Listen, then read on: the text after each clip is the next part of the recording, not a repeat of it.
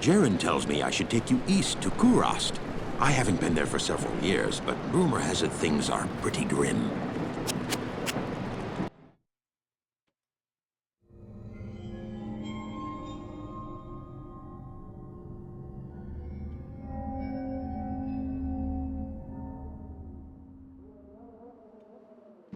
My companion drew in the dank, cold air of the tomb. It seemed to strengthen him. I stood in the doorway between light and dark. What was left of my sanity implored me not to enter. But that voice was just a whisper now. As we worked our way down, deeper and deeper into the crypt, I began to see a change in my companion. He seemed to be gaining strength. I could hardly see in the gloom, but my companion seemed to know the way. We came at last to a great hall.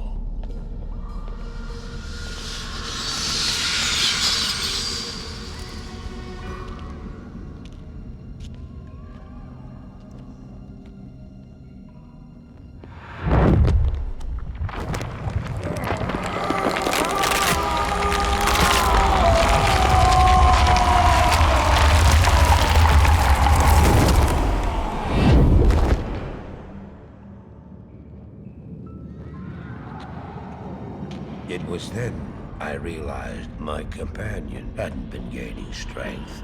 He had been losing what was left of his humanity.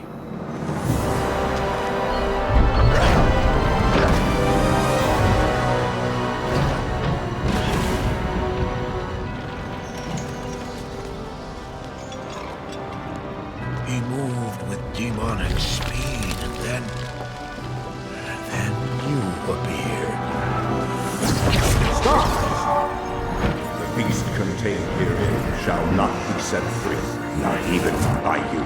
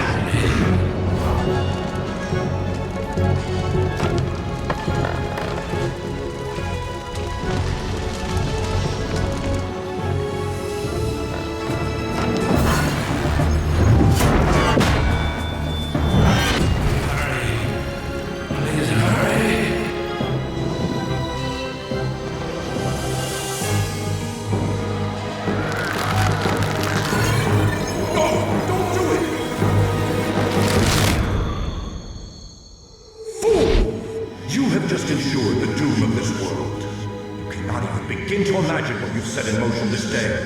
Go to the Temple of Light in the eastern city of Kurast. There you will find the gate to hell opened before you. You must find the courage to step through that gate, Miles. Take the stone you hold to the Hellforge, where it will be destroyed. Now run. Take the stone and run!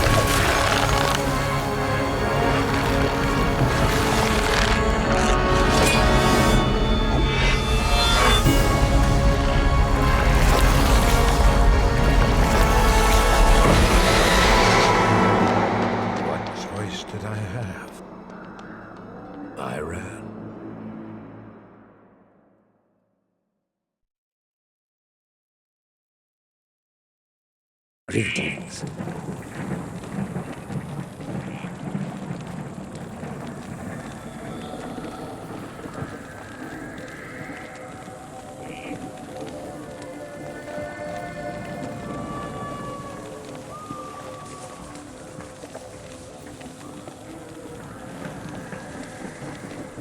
I actually rather like Tyrael's voice actor in D3.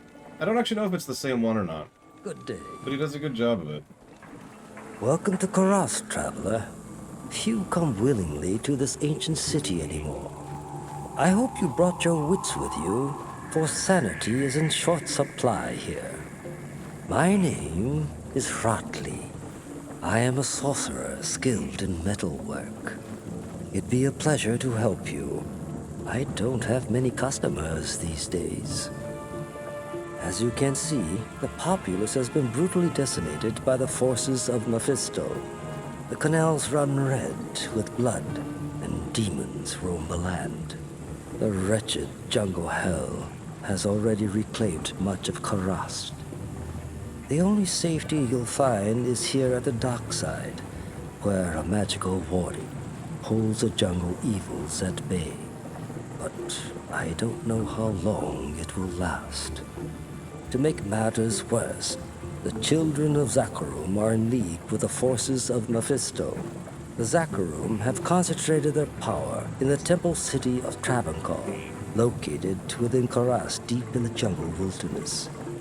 It's true, their zeal is unmatched, but I say the so-called warriors of light are nothing more than the twisted puppets of a hidden hand. Yeah. I mean, they call themselves Warriors of Light. That's your first hint. Greetings. Ashira leads the mercenary company known as the Iron Wolves. You can hire some of them, but many are occupied securing the dockside.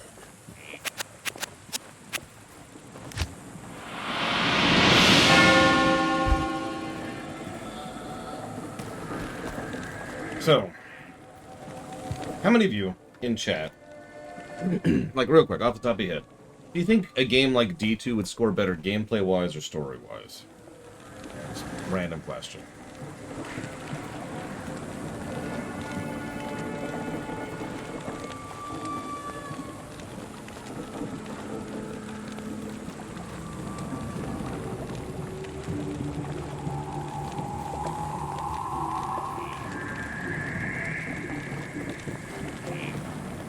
(50-50) gameplay-wise.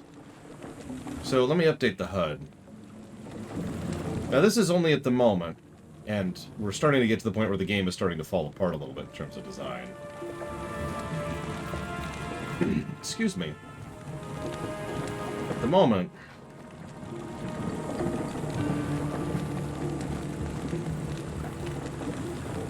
this is where we're at.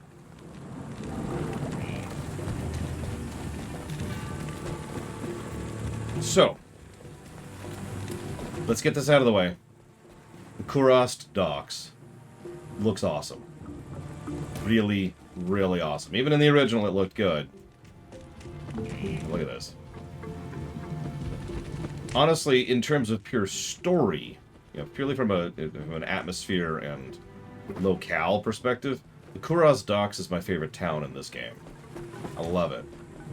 I love the idea of this shanty dock, which is falling completely apart, which is barely being held together as they're getting encroachments from the jungle.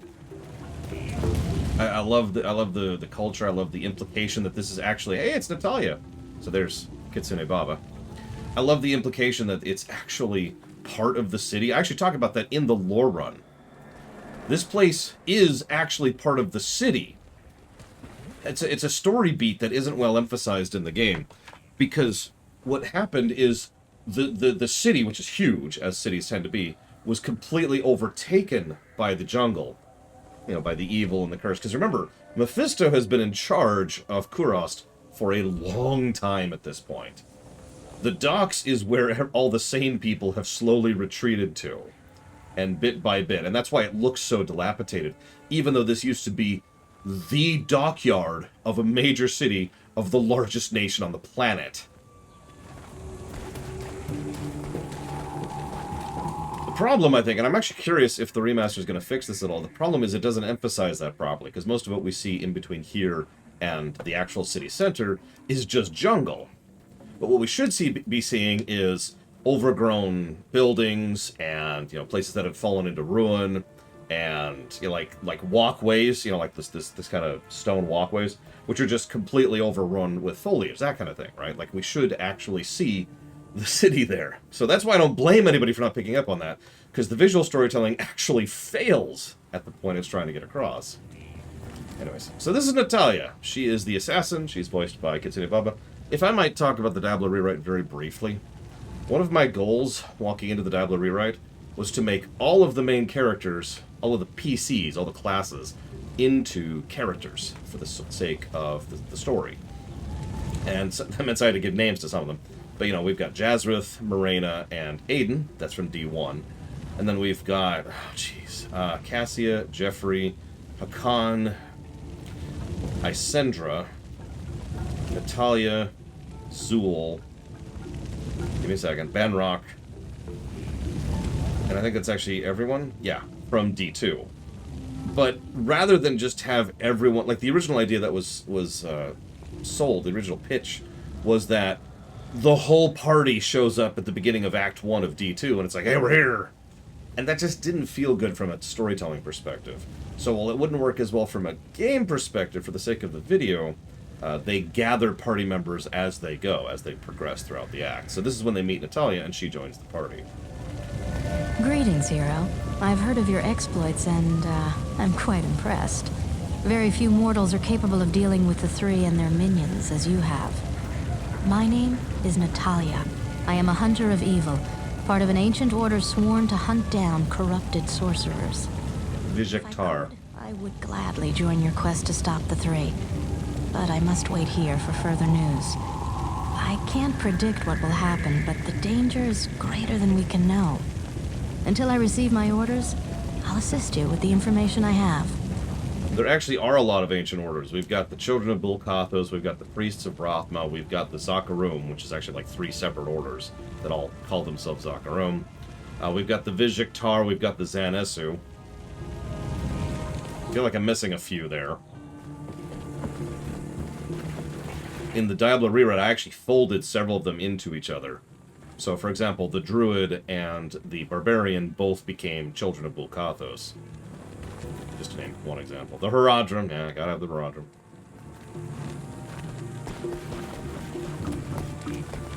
You now speak to Ormus. He was once a great mage, but now lives like a rat in a sinking vessel. It's Cairn. You have questions for Ormus, and doubt in yourself. Ormus sees a strange dichotomy in you, as he does in all would-be heroes.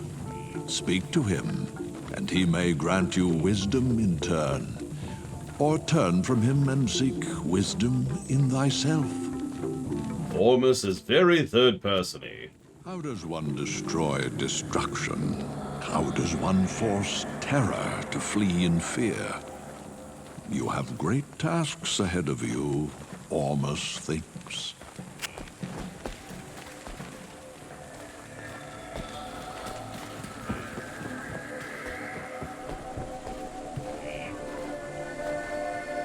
Well, the Demon Hunters are actually an offshoot of the Vijektar in lore, so that makes sense about Balkenstein. Hello there. You must be a great adventurer to risk coming here. My name's Ashira, and I lead the mercenary band of mages known as the Iron Wolves. We've been hunting down demons in the jungle for months, but no matter how many of them we kill, they just keep coming. Seems this whole place has been overrun by evil. Rumor has it that you've come here to help. If that's true, then I'll let you hire some of my mercenaries. But be careful. If you piss them off, they can be worse than those monsters out in the jungle.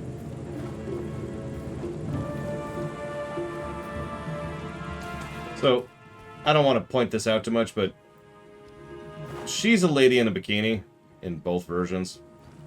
And that's whatever. But this is what the Iron Wolves look like. Completely 100% clad, to the point where you literally can't see any of their skin except for their faces. So why, one of these things is not like the other. That's what I'm trying to say.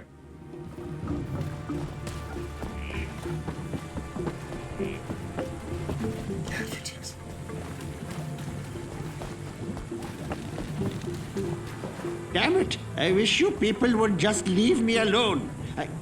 Oh, you're new here, aren't you? I am Alcor the Alchemist. I dabble in potions and salves, and I can sell you some if you really need them. But don't make a habit of coming here. I don't like to be disturbed while I'm studying. Oh, Ashira's a good customer. She buys a potion of manliness from me every week. What's a... You know what? Actually, I don't actually want to know.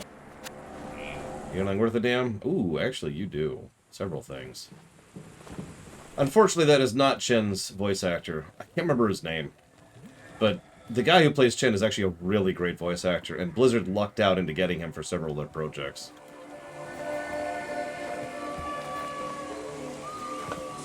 We're still main game, Permeus. We're in Act 3 of 5. I can't think of it. Doesn't matter, doesn't matter. You can Google it if you want to. Go Google it. So, let's see here. We've got really nice gear. We're just going to put that on straight. What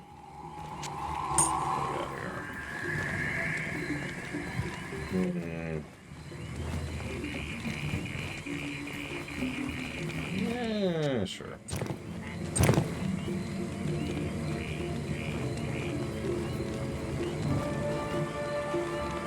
That's nice. Much better damage. Better spread on damage. Plus cold damage. It also has lifesteal, cold resist, and lightning resist. We are super going to use that. No, we haven't left the docks yet, although I'm already very impressed with the Kurast docks, as I knew I would be. Like, look at this place. I hate to do this for every new area, but God, look at it for a second. Think about how much time and effort it takes to make this one hut over here. Think about the fact that this was one dude's week. It's just this hut that I'm standing next to. It's like, okay, we need to have the thatching, and it needs to be just so we can see it. You can actually see the planks of wood that the thatched roof is hanging on top of. The wood itself is completely dynamic. There's no repeated textures on display here. Every single one of them looks like they're partially soaked, like they look like wet, which makes sense given the dank area. There's this cloth, which has long since lost most of its color, which is still hanging there. In some cases, it's frayed. Like, I could just keep going. I could just keep going. This looks so good, and so much time and so much effort has been put into this. It's not as good in the original. So, here's the dealio. And I knew this was coming. In the original graphics, the game looks best, by far, in Act 1. Act 1 is definitely the town where they spent the most effort in the original graphics. And just looking at the difference here, you can see what I mean. Because by the time they got to Act 3, you could tell they were just like, alright, no. It's not like it's bad. I'm not going to ding it. But you could tell that they just are not putting the same amount of time and effort into it as everywhere else, right? Like, look at this area. This is the town square area. Way more basic than the town squares we saw, even back in Act 2. It's just, okay, we got the thatch, we got some bananas, fish, couple of, like, very basic doodads here, got more bananas, a little thing of barrels, and it's good. I don't want to sound like I'm saying it's bad, it's just, it's not as good. Whereas, by contrast, clearly effort has been put into putting the same level of time and effort into Act 3 as was put into Act 1. And that's the point I'm trying to make. You can really tell that since they had the extra time this time, because D2R didn't have to make a specific deadline, they bothered to be like, okay, let's polish this up. And I mentioned this because I noticed this in Act 2. I anticipated I'd see it in Act 3, which we are now currently seeing. I bet it's going to be the same thing going forwards. That Act 4, which is by far the most threadbare act, will be touched up to look excellent in this. I mean, look at that. Just, there's literally doodads that are not present in the original graphics. Lots of them. D2 wasn't super rushed. I would say D2 had what I would refer to as a normal amount of game development rush. No, I agree completely, Crazy Norse. Completely. D2, they spent a lot of time on Act 1 and Act 2. Act 3, they were starting to feel the crunch a little bit, and Act 4 is thrown together. I hate to put it in such terms, but the original Act 4, there's a reason there's only 3 quests, and 2 of them are the same quest. And there's, 3 zones, I think, if you count the plateau and the initial area as the same zone. Yeah, Act 4 is just, okay, here's Diablo. Okay, we made it. What's funny is Act 4 was also padded in the original. Probably because they were trying to make it seem longer than it actually was. So, we'll see when we get there, but definite positives to Kurast. It continues to be amazing.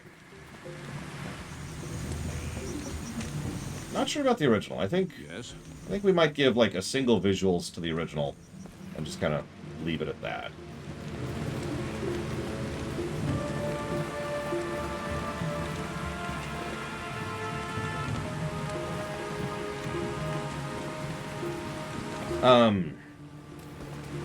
You get mages, J. Palmer.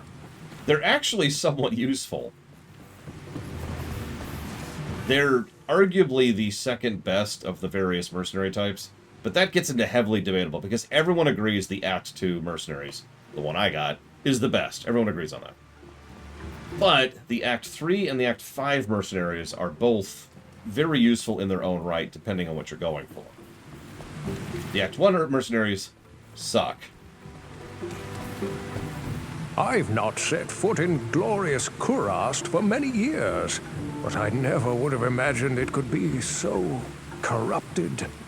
Certainly this must be Mephisto's work. You'd best get going, my friend. Diablo and Baal are still out there, and you must find them. Oh yeah, and I deliberately didn't mention an Act 4 mercenary, because there is none. Drognan told me of Heratli when we were in Lutgolain. He said that he weaves magic into his forge and produces mystical weapons and armor. His skills could be quite useful to you.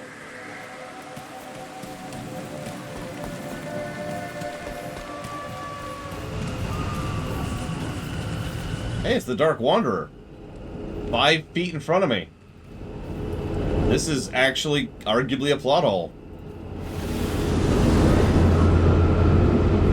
I know. It's probably just supposed to be like an illusion or whatever. Whoa!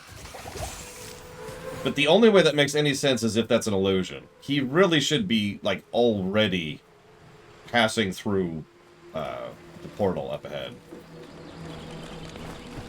Still, it's just, yeah, he was there in the original. It's just kind of one of those, huh? Moments. And, well, I don't know if you've noticed, but we've only just started giving story negatives, and that's going to be an escalating thing, because the gameplay is not the only part of the game that started getting a little rushed. Some of the story beats are more like, let's get to the next story beat kind of beats. We're going to see a lot of those. So we need to be this. So welcome to the worst act of the game.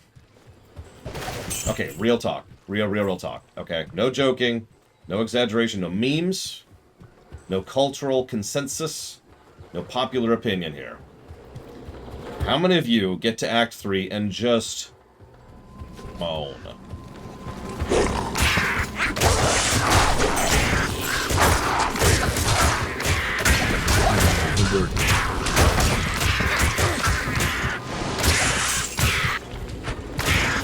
I'll raise my hand on that one too, by the way. I was just talking about this yesterday. One of the most common things I would do is I'd replay D2, finish off, Durial, or quit, and then quit, because I'm good. Yeah, the quest design... So we talked about how the quest design in Act 1 was pretty much straight out of D1, by design. Then the quest design in Act 2 was a bit more free-formed, but it was good. Like, I actually enjoy the quest design in Act 2. It's a lot more do things at your own pace and kind of progress naturally. One of the reasons I bothered to point out the positive in the fact that there's no optional dungeons, there's very few optional dungeons in the desert, is because it naturally inclines you towards exploration. There's no wasted dungeons, there's no wasted time, right? So in Act 2, you're exploring, but you're always progressing. Then you get to Act 3. In Act 3, it's actually very easy to completely miss quests in Act 3 without intending to or meaning to. And most of the quests that are here are just... hang on, I forgot to do my inventory apparently. So give me a second. Let me get back here.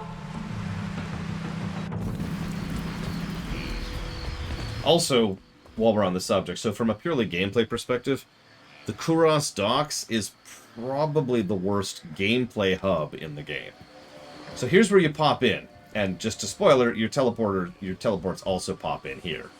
So you've got Kane right here, that's cool. And you've got Ormus, that's cool. And nothing else you need.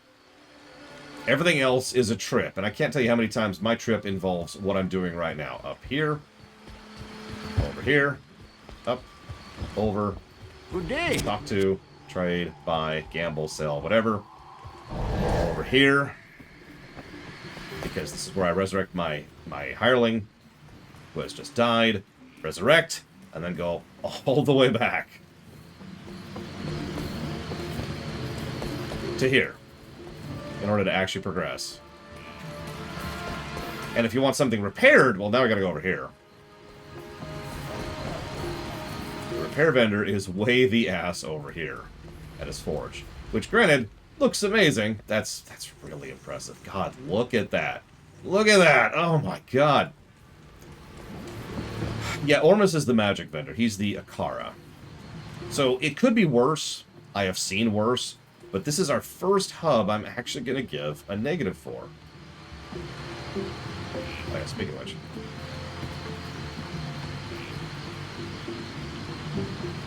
Just one negative. Just one. Oh yeah, just. Like, several. Speaking of which. I don't mean to sound like this is like, okay, several people, let's talk philosophy. Do you mind talking about philosophy for a second? Is that cool with everybody? Let's talk review philosophy for just a second. Several people disagree with how many positives I give for things like brickwork, doodad design, and visual storytelling. Now, it should be obvious because I'm the one who gives those positives, but I firmly disagree that those things shouldn't be a positive. Ignoring the obvious fact that this kind of stuff takes a lot of work and effort and time, there's also skill involved. You could throw 50 people at make a cool-looking ziggurat for a game to have, and unless they know what they're freaking doing, it's not going to look that good. And that's purely on the visual side. Because remember, brickwork, visual storytelling, and doodads are not just about does it look pretty. It's all about how much it pushes you into the game. How much that looks like a ziggurat that used to be part of a docks, that used to be part of a major city in the eastern jungles. It's putting you there, in the moment, in the Kurast docks, as opposed to a surprisingly large number of games which don't do this. Which instead just have, like, a couple of tents or huts or whatever and some NPCs. No, you're exactly right, Crazy Norse. And, yeah, thank you, Papanix, that's the word I was looking for. It's a part of the immersion. It's a huge amount of work and time and effort to make all this stuff not only look good, but feel good. And I hate to use that word because that's an inconsistent word, but it is so important to game design, in my opinion. Feeling like you're going through the Kurast docks, I keep using this as specific as an example, is a huge part of the enjoyment of a work, and is absolutely part of the story axis of a game. So every time I see someone complain, because look at the pluses document for just a second. Look at pluses 1 through 20. That's 20 story positives for brickwork, doodads, and visual design, visual storytelling. And I stand by all 20 of those. I do, 100%. Because, A, they are actually that good. They did do the time and effort and work to make them that good. And B, I have played hundreds of games that don't. That's the final thing. I've heard some people say that the brickwork positives are gimmies, and those people are wrong. The games that have good brickwork, the games that have good doodads, the games that have good visual storytelling, those are the ones that gets those positives. And we happen to be playing a Blizzard game.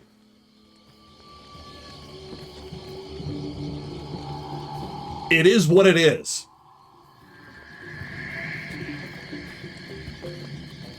If I could use one last comparison very quickly. Half-Life 1 is certainly an enjoyable game. But look at Half-Life 1 versus Half-Life 2. Purely from the perspective of the three categories. Brickwork, visual storytelling, and doodads. There's no contest. And it makes Half-Life 2 feel that much more. Whereas, and I know I'm not the only person with this, Half-Life 1 feels worse for it. How many stages do you go through and you get a weird... You're not even 100% sure where you are exactly in the story. Like, your sense of geography is wrong because the brickwork is actually bad at times. And you're just like, where the hell... What are we going through? What are we doing? And yeah, Secret of the Stars. You want to give me an example of a game with... Hang on. You want to see a game with terrible brickwork? I got you, fam. I have... And I mean this with total sincerity, an example of the worst brickwork I have ever seen.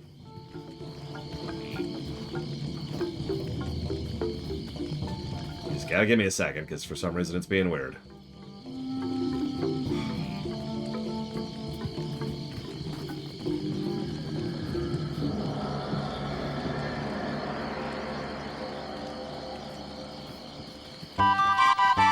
Oh my god. Oh my god. So we're just gonna do this all nice and crude like, but I want you to see it, okay? I want you to see it. You looking? You looking? Hang on. Hang on. We're already seeing bad brickwork. Literally on the screen we're currently on, we are already seeing bad brickwork. But hang on, let's lean into this here, shall we?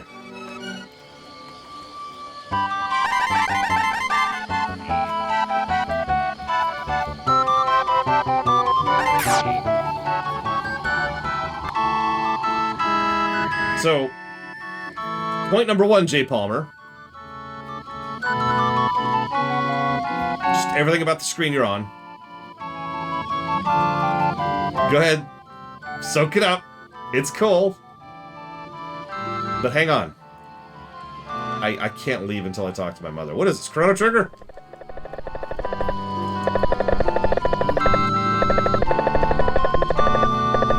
That crest was your father's. It's very precious to you. I'll never forgive that line. I'll never forget it. Can we... Yep, okay. But hang on. I got you, fam. Behold! Behold!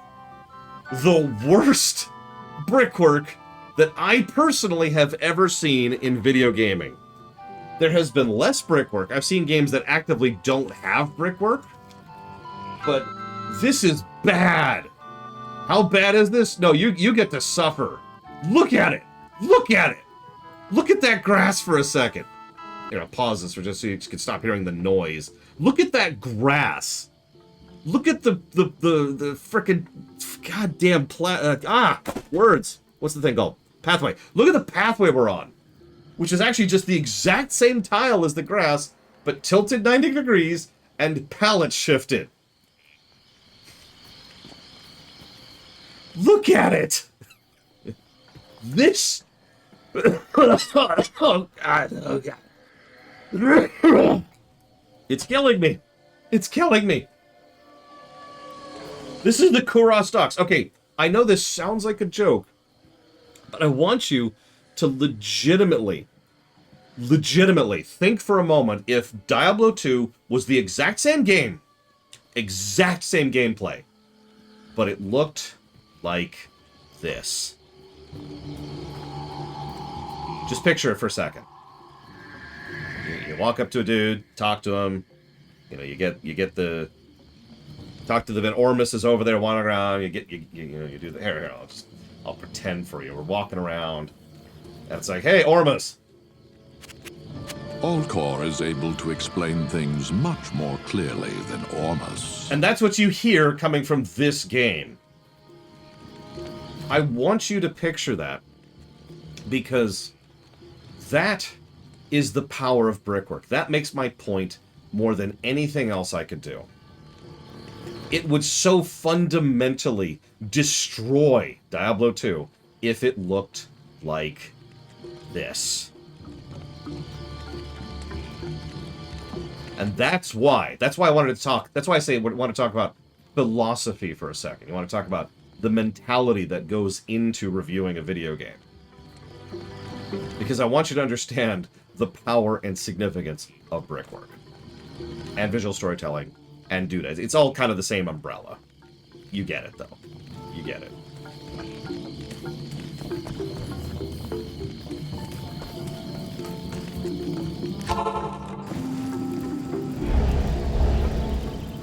So forgive me for the tangent. But I wanted to hammer that point in. Oh, I should probably be it. A werewolf!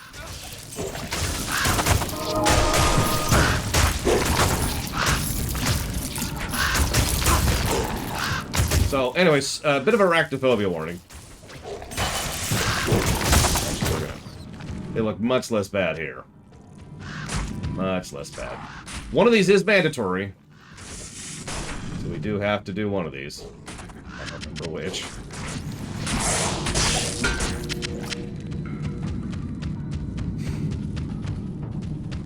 I mean, God's sakes, even the original looks better than that nonsense.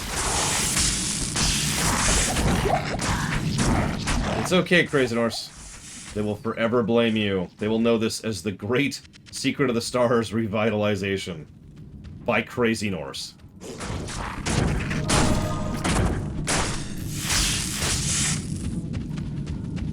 Let's talk about game design for just a second. One of the things that Blizzard kept going for a long time, I believe because it was just kind of the standard in the industry, was the idea that everybody uses the same resource. And that resource is usually mana. Warcraft 3 and Diablo 2 both practice this policy. Barbarians, Amazons, mages, doesn't matter. You use magic. That's it. And the benefit of that is it's a lot easier to design. The detriment of that is it's a lot more boring. Yeah, Warcraft 3's mana system was honestly not great.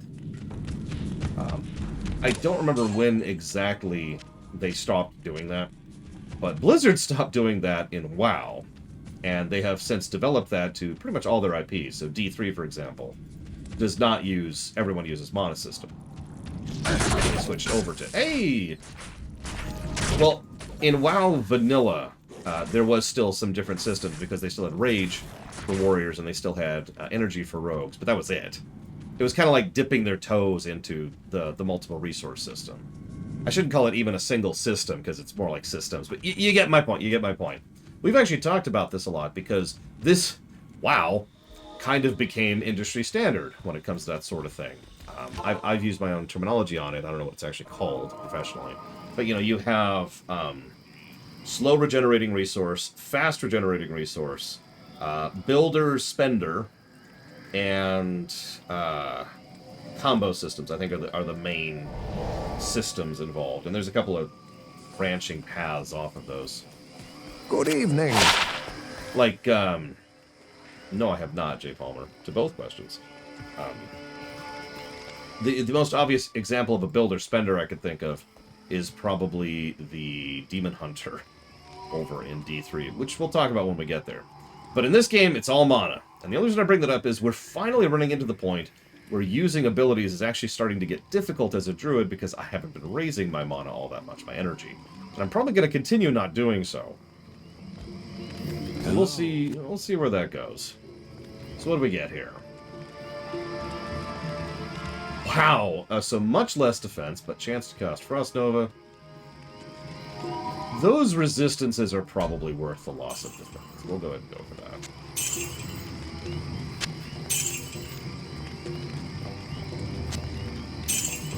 Yeah, we'll go for that. God, we nuked our money fighting Darial. Look at that, we are down to 25 grand, which may not sound like a small amount, but that is less than half of what we walked into the Darial fight with, to give you an idea. Oof. We can sell these two, though, so that'll help. There we go. got some loot luck. Holy crap. Okay, so now we're doing back where we were. So never mind everything I just said. Dorile, I didn't keep track. Dorile killed us at least 7 times. I didn't keep perfect track of it, so I'm not sure exactly how many times. It was a lot. Yes? You do not. We're starting to see some higher tier stuff, though, which is good.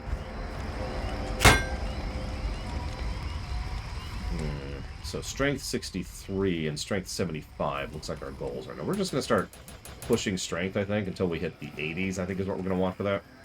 We want a plate belt as soon as we can get it. Yeah, there's a reason Dorile... I actually thought about this for a while during the break. And I decided to go ahead and give Dorile the full 3 negatives. He is one of the worst bosses I've ever seen in gaming. He's bad. And I stand by that.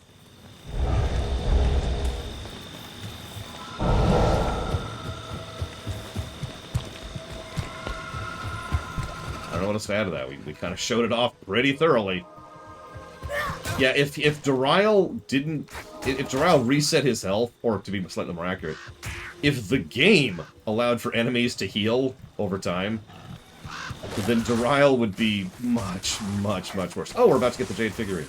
That was fast. Hey, maybe not. We didn't get it. I was lied to. Okay.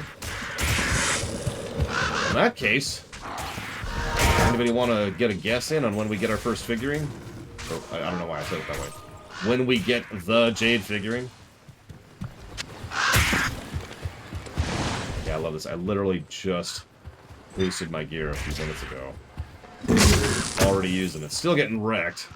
Act 3 is another jump up in difficulty. But unlike Act 2, which is actually a relatively small increase in difficulty, and if you were paying attention, we had an easier time in Act 2 than we did in Act 1. Act 3 is a big old jump up.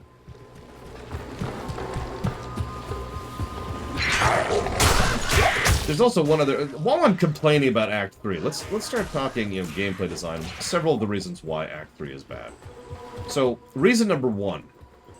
I'm actually probably going to give a visual distinction negative to the game for the first time. It's because of this.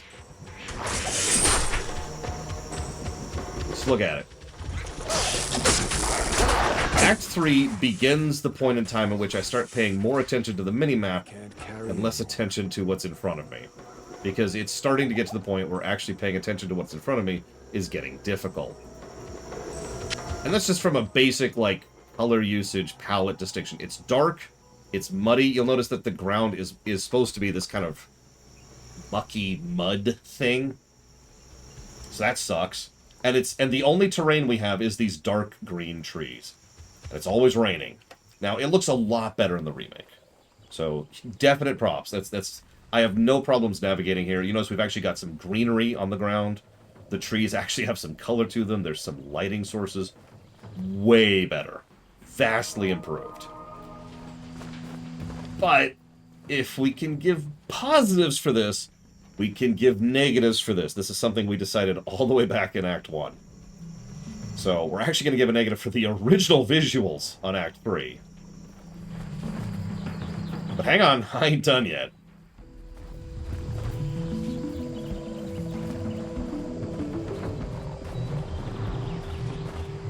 Because now, we have to talk about the fact that this, the forest is, what, 3? No, 4 separate zones. It's very, very badly laid out. In fact, hang on, I actually need to shift something around to really show this off proper like. Give me 1 second, please. I need to do this so you can really understand what we're looking at. So here's the map, right? As good as I can actually show you the whole map. We've already crossed from Zone 1 into Zone 2.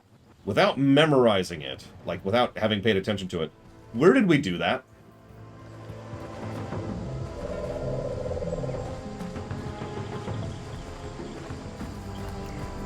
In Act 1, there were these passageways, for lack of a better way to call it, that always delineated moving from one zone into the next. It was usually along a road, too. In Act 2, same thing. You're going through a bunch of rocks in like a cliff, or you're going down a staircase in a cliffside. There's nothing to indicate zone delineation here. This is actually important, because certain items only spawn in certain zones, and certain dungeons only exist in certain zones. So you're looking for Zone X, specifically Zone X, and you don't have anything indicating where Zone X is on the map. So we might actually get lost by virtue of not being 100% sure where the quest stuff is in Act 3. So that's problem number 2.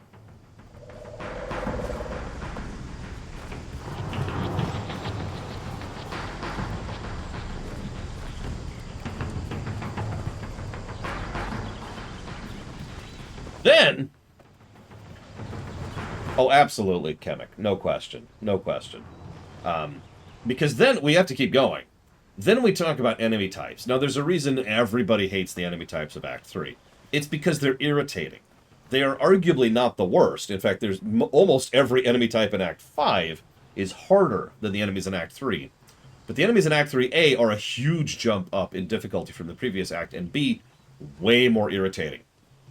The fetishes actually have the same most of the same AI as the goblin things I can't think of the proper name of. The little demon dudes back in Act 1. But let me show you this. Let me actually make my point very clear here. The Fallen, thank you. I knew there was a weird name for him. Whoop, whoop, whoop, whoop, whoop. I'll talk to you in a minute, Kane.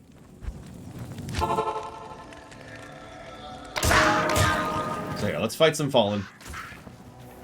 They're dying too quickly for me to properly show this off.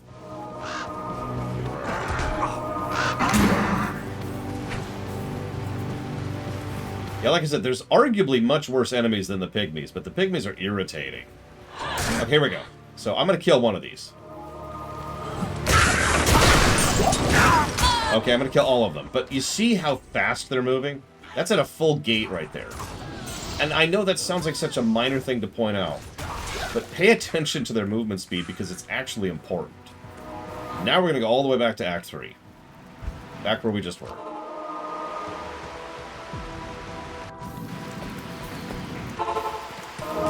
Give me a second, humanization. By the way, you can put the turrets up to 3 things if you want to. You don't have to, but you can.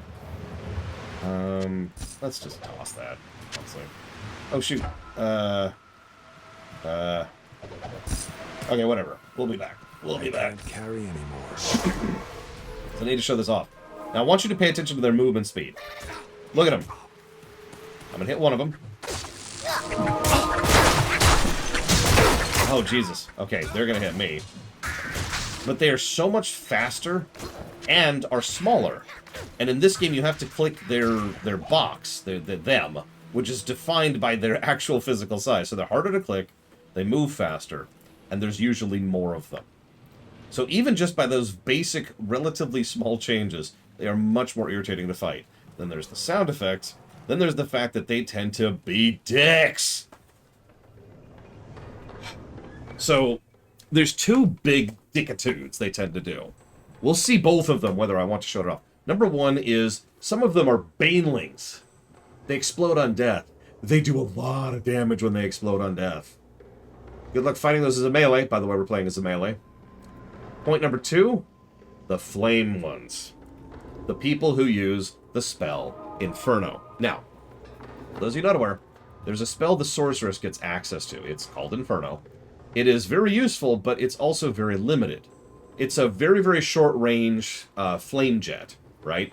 But it does a lot of damage very quickly. That's its benefit. So it's effectively a melee fire hit, right? Very damaging, but you have to get right up on them. So that's the detriment. They don't give a damn, and there's lots of them that can do it. In fact, it's one of their most normal damage types. Guess what? It still does a crap ton of damage. There are times when they could start an immolation, or not an immolation, excuse me, start an Inferno, and you may literally not have time to physically move out of the way before it kills you. And that's, yeah, those are just basic enemy types. This is just stuff that's endemic to all of them.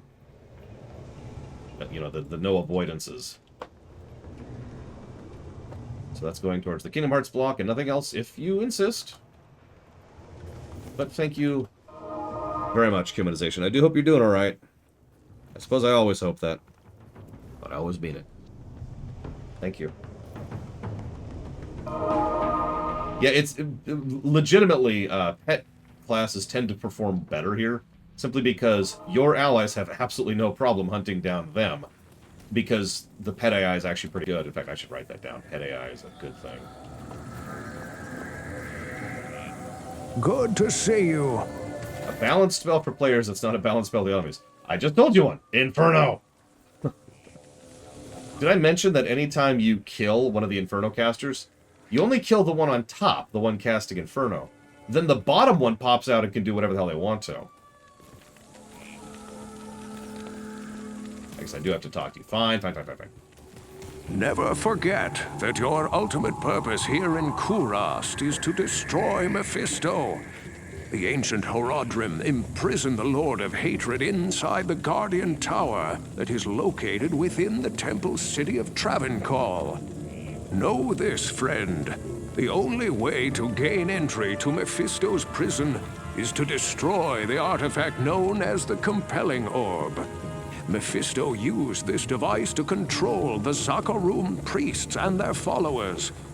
The orb can only be destroyed with an ancient flail imbued with the spirit of the one incorruptible priest. Soon after his imprisonment, Mephisto worked his evil corruption on the Zakarum priesthood. All were turned to his dark ways, save one, Khalim, the Hagen of the High Council. Mephisto directed the other council priests to slay and dismember Khalim, and then scatter his remains across the kingdom. The priest Sankakur succeeded Khalim as Hagen, eventually becoming the embodiment of Mephisto here on the mortal plane. The corrupted High Council fashioned an orb to control the rest of the Zakarum faithful, and used their powers to hide the lair of their master from mortals. Your task is to collect the scattered relics of Khalim, his heart, his brain, and his eye. Then, using the Horodric Cube, transmute Khalim's flail with his relics. Once this is accomplished, you must destroy the Compelling Orb with Khalim's will to open the way into the corrupt sanctum of Mephisto. Okay. So, I'm curious if I'm the only person who finds this not good. I don't know if I'm going to give it a negative, but, you know, the overall quest arcs in Act 1 and the way they slowly progressed as we find out more and more about how screwed things are, that worked for me. It was classic escalation. In Act 2, we're going after something specific. We know our target, and we know how to get to it. So we have to go carefully, you know, unlock the prison in order to get to it. In Act 3, we know exactly where our target is, and we know exactly how to get to it. And we have to go unlock our target to... Sounds familiar. We need to unlock... I don't know how to put into words how much Act 3's primary plot doesn't work for me. But it doesn't. It never has.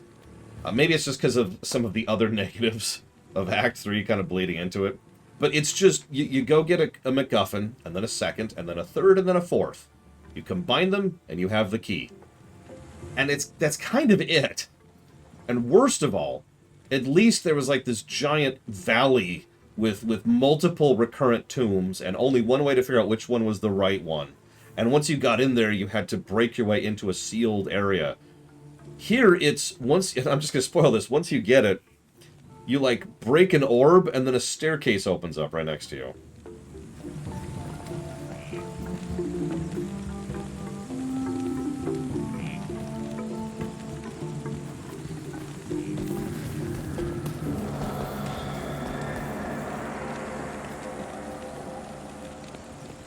Ooh.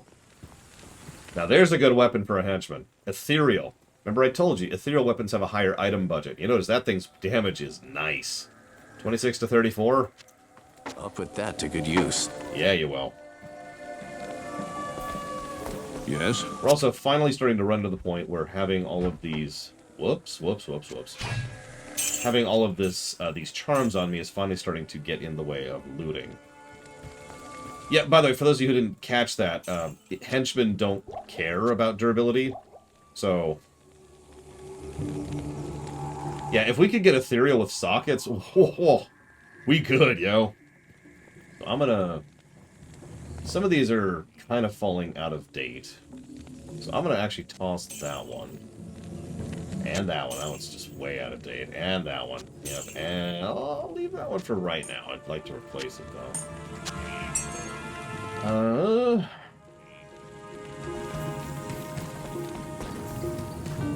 Put this here. See, if that was ethereal. Just saying. Yeah, that freed up a lot of inventory space. Which says all it needs to, I think. I think I'm going to go and toss this. I'm not going to lean on Fireclaw all that much.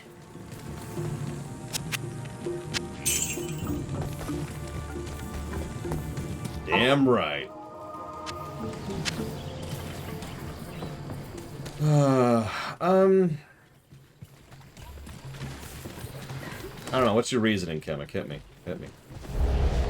Not literally, Chemic. No!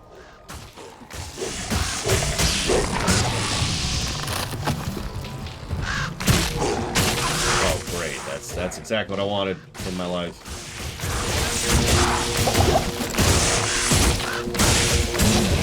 There's the Jade figurine. Looks like jade. Perhaps it's worth something. So there's a quest that it is difficult to, but possible to just kind of avoid completely. That's just Act 3 in a nutshell, really. Oh yeah, one other thing about the map. In Act 1 and 2, the very nature and design of the overworld, of the map layout, not only is it something you can intuit just by looking at it, which I've already demonstrated without even meaning to, but there's like a visual pattern to it, so you can always kind of tell where you are, how far you are into a given area, right? Not so in Act 3. How many of you have ever run into the problem, ever, where you're running through and you're running through and you're running through, and you get to the final, to the end of the jungle, where you have the sewers that lead to the city, and you're like, well, where was the dungeon I need to progress? And then you go all the way back, hugging the walls, trying to find the one gap in the trees that you missed. Because the way these trees render on the minimap is not great.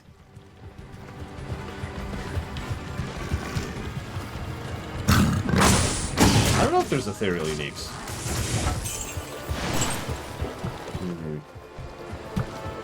I don't know if I would call ethereal a full negative, but it is an interesting decision, isn't it? Here's something that is demonstrably going to be better than whatever you have, but you only have it for a brief period of time. I suppose if inventory wasn't as much of a problem, I would like the idea of ethereals even better. Crystal Sword!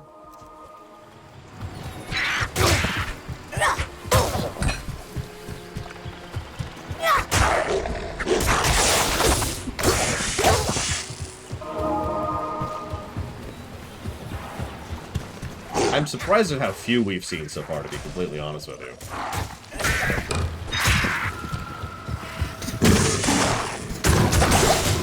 Oh yeah, did I mention that they have a ranged attack that you can barely see or hear? I have had circumstances where I have not been aware of where I've been attacked from, because I couldn't tell where the attacks were coming from.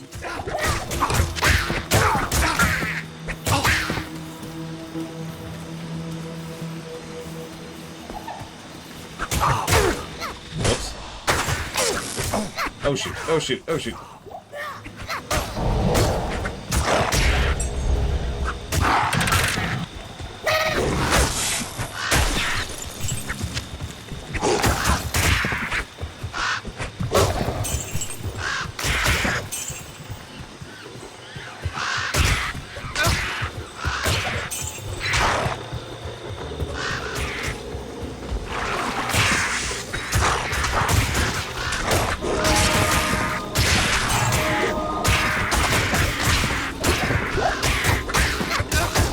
Let me.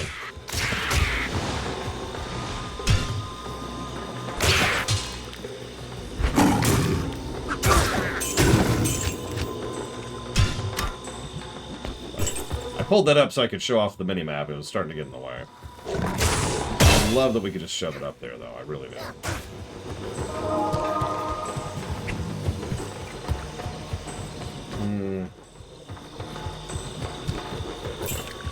It's actually really funny. We opened up D2 on Friday, and I couldn't stop gushing about it. But I told you then, I feel like some people didn't believe me. I told you that the further into the game we got, the more negatives we'd come up with. I've already started proving that.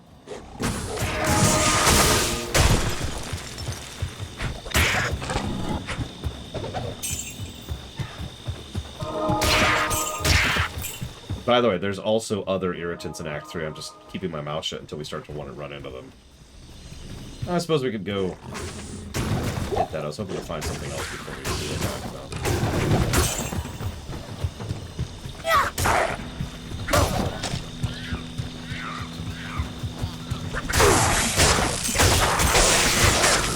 Oh, yeah. Oh, yeah.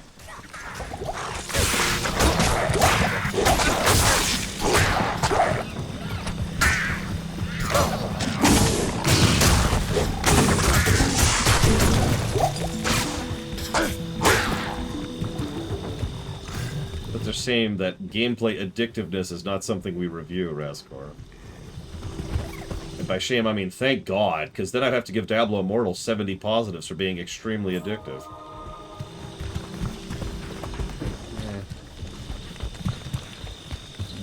Okay, that's the other thing. So it's been mentioned several times. You might wonder how you could get lost in Act 3. It's because it's a corridor, except for a couple of occasional branching paths, several of which are mandatory to progress. Well, no, I'm sorry, I sounded too snarky there. I apologize, Raskor. It's just, I'm legitimately amused by the idea of adding how addictive is a game as a category for positives. Because on the one hand, there's some games that would get positives for that in a good way. And then there's some that wouldn't.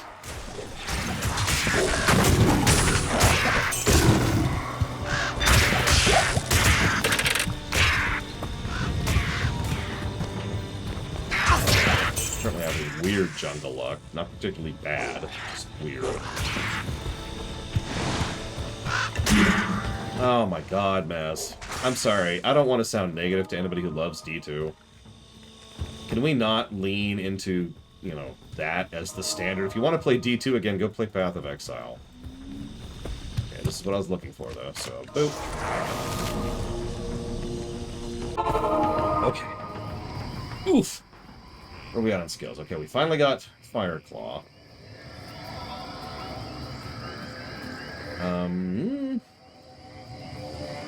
Yeah, that's a big jump.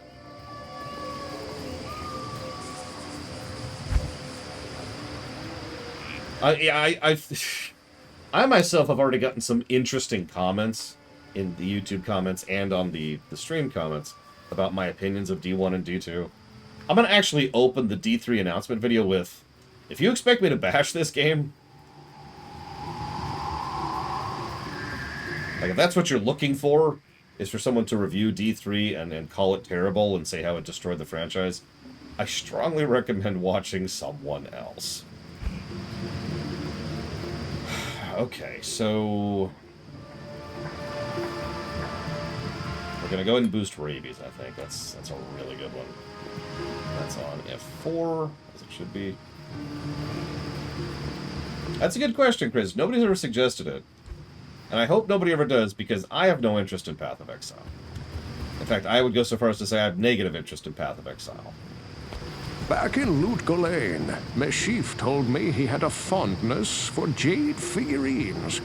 On his trading voyages, he collected an odd assortment of such small statues. I would show him your figurine. I don't think it's actually on the veto list. But it's going to be in about 5 seconds.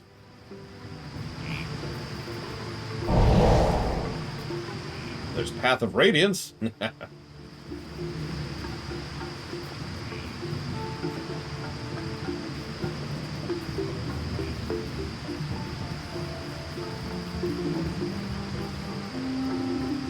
And it's now on the veto list. Nope, too late. You had your 5 seconds. 5 seconds are up. Hello.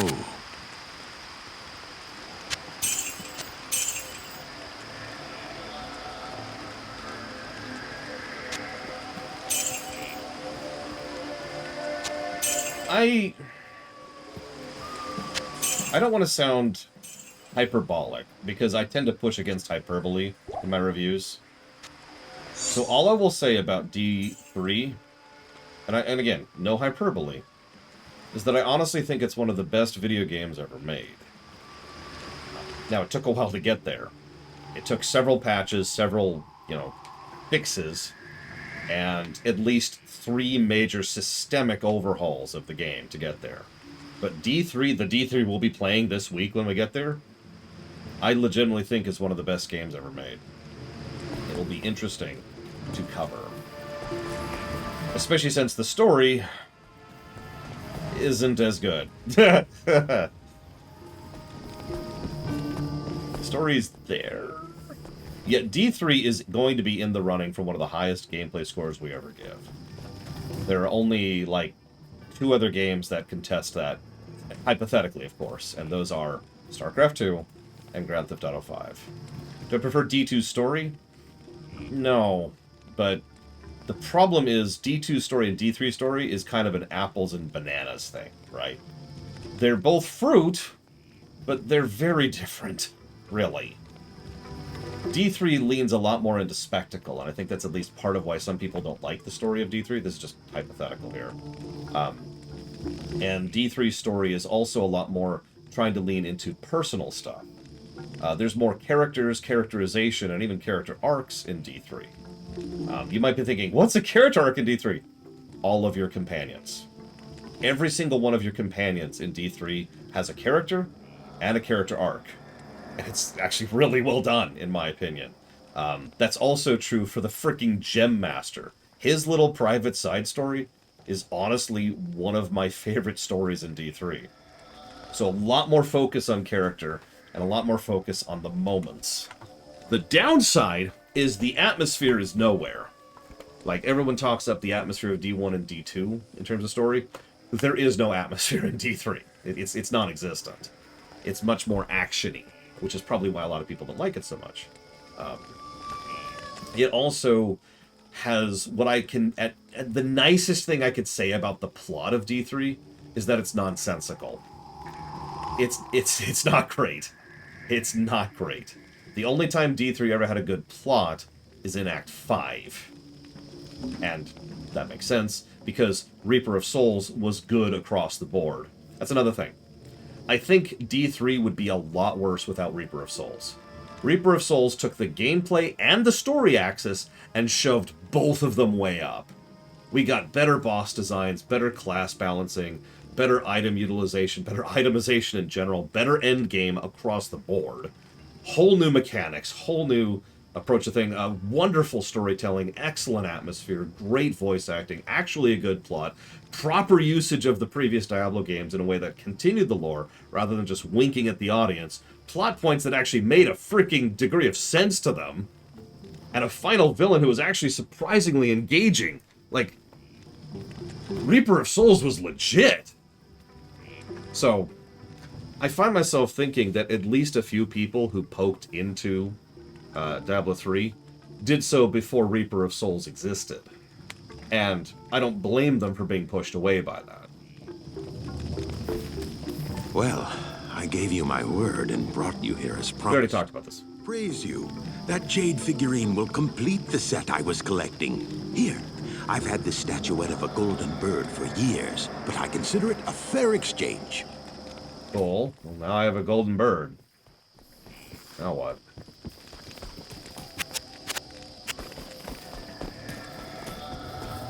I've read legends about a sage named Kuile, who studied the mysteries of life beyond death. If I remember correctly, his ashes were ensconced within a golden statuette. It was a very strange tale. Interesting. And yeah, one other thing that needs to be emphasized about D3, it is not D2. Path of Exile, that's D2.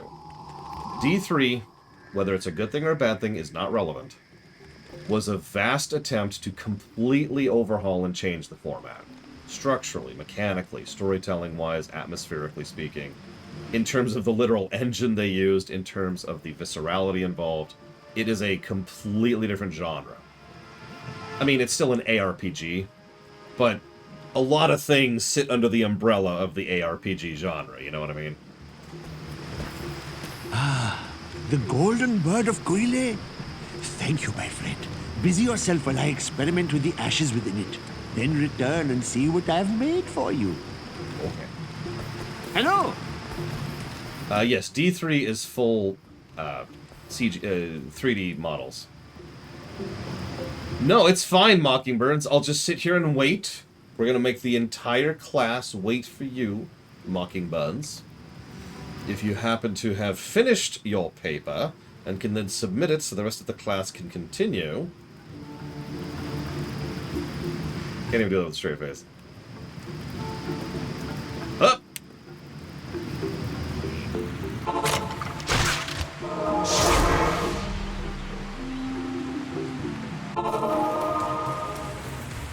So, you know what? You just made me think of something. Give me a sec, give me a sec. From the ashes of Guile, I have mixed for you a potion. Yep. Permanently increased 20 to health. It's actually not a small amount of health at the level we're at, so that's neat.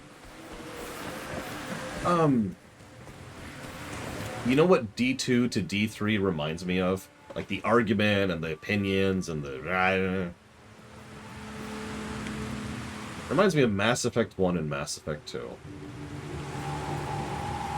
I actually have to consider myself fortunate, because I like Mass Effect 1 and Mass Effect 2, even though they're very different games.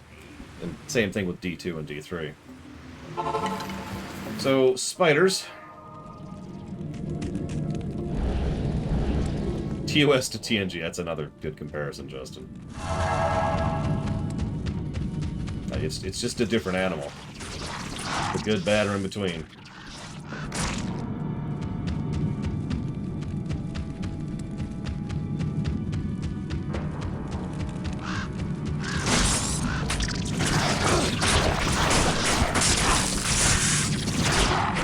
I'll try not to take umbrage at that, Papa Nick.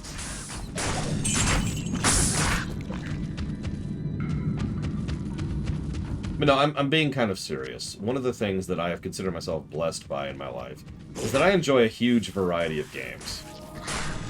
Like, there are very, very, very few genres of games I don't like. I like good games, right? Like, I don't like RPGs, I don't like RTSs, I don't like FPSs. I like good games. You know what I mean? So, for me, the only real question at the forefront of my brain is this a good game? If the answer is yes, then we cool. And that's just where I'm at.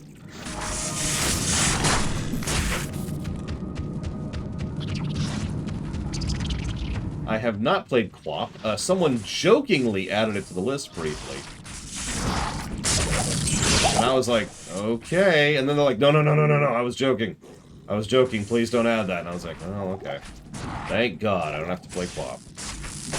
What genre don't I like?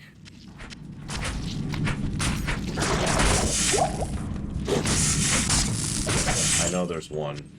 There's like one, and I'm trying to think of what it is.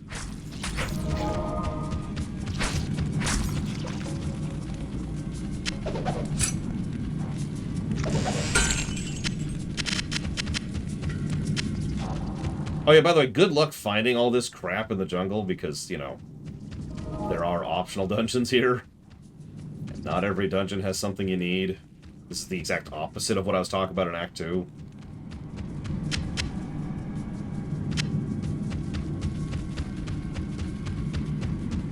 But yes, QWOP is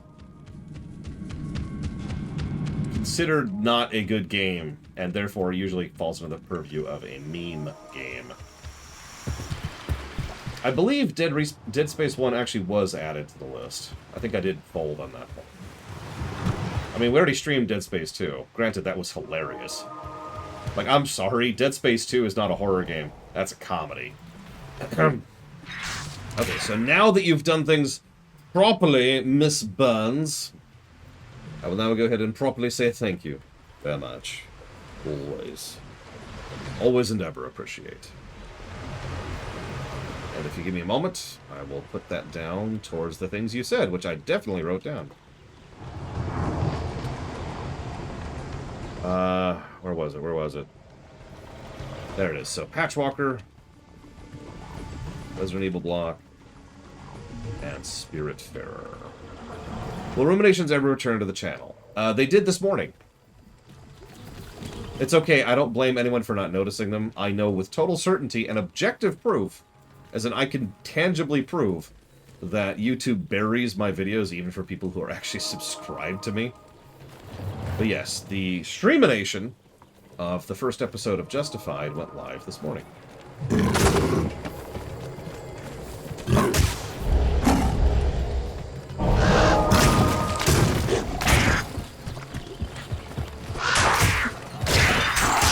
Now, if you're saying streaminations are not the same as ruminations, you're absolutely right.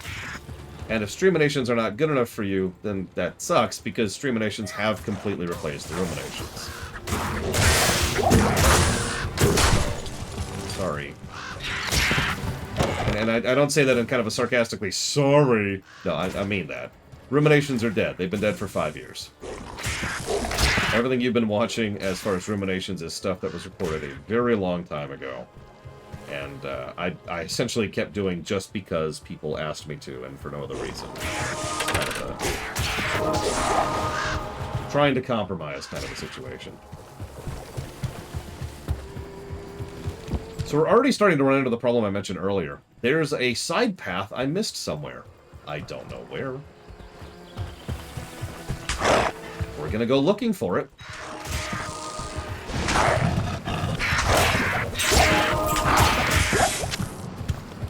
Rumor runs.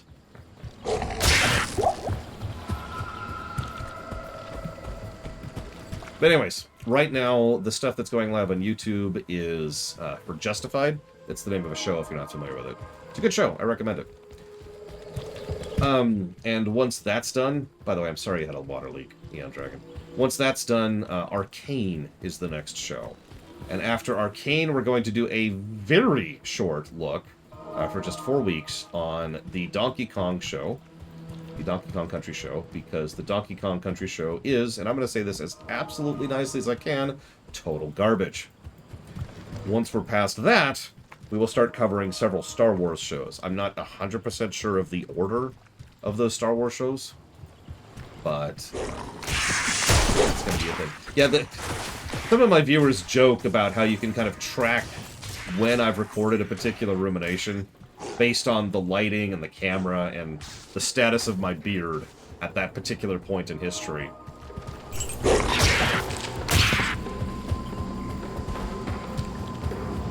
Because, yeah, I record stuff way in... Oh, yeah, outfit, too.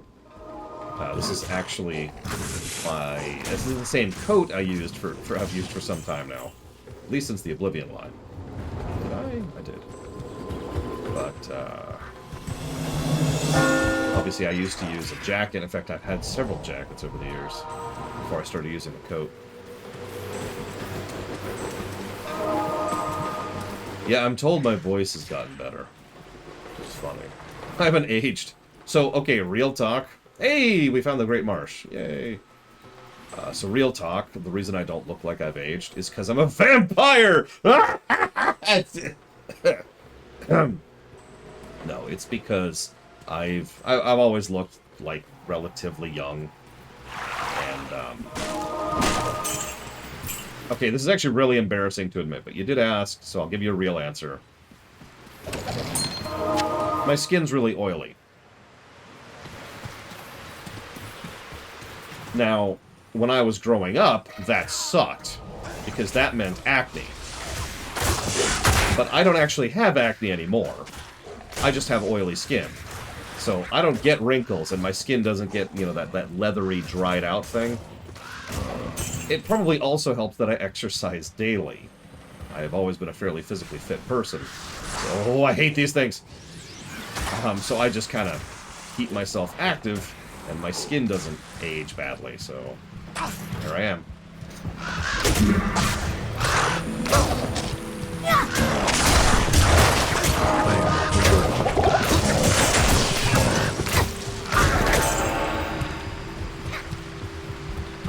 I'm also the Lich King. Is that, Yeah, it's actually funny. I enjoy sunlight. I enjoy getting out and, you know, working in the sun. Oh! Okay, real quick. I'm gonna interrupt myself. Did you see how my health just went to half health in less than a second?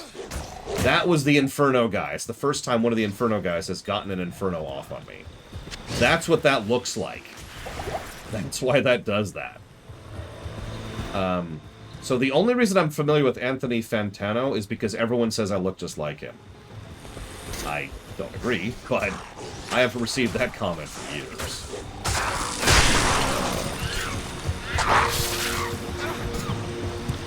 Oh yeah, that's another thing. The number of gray hairs I have has actually been reduced, not increased, over the last few years. That's not a joke. Probably because my overall levels of stress and trauma have gone down substantially over the last few years.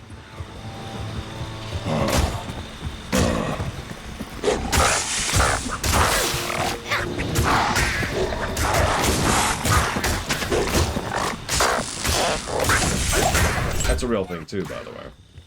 You know, stressors increasing gray hair. So just don't be stressed. It's such an easy solution. God. It reminds me of some really, really bad advice channels I see every now and again. Okay, so all you need to do is invest $50,000 into such and such and watch it big. And if it doesn't pay off, go ahead and invest this over here. And all you need to do, all you need to do to stay healthy, all you need to do to lose weight, is spend thousands of dollars a month on groceries that you don't have to spend. And go attend to these clubs and have access to all this equipment that's tens of thousands of dollars. It's fine, everything's fine. All you have to do... You know the kind of advice I'm talking about.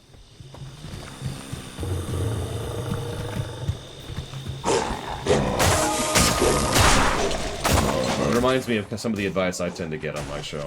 So, Lore, why don't you just, you know, have full animated CGI stuff instead of your, you know, you being a talking head? Or, you know, why don't you do non-stop supercuts of yourself and of the show you're talking about when you're talking about it? Actually, that's not as true as you'd think, Mike Kamano.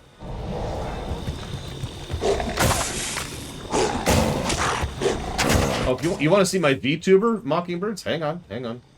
This is for Mockingbirds. I hope you can see it here. There you go. Just for you, Mockingbirds. I'll sue.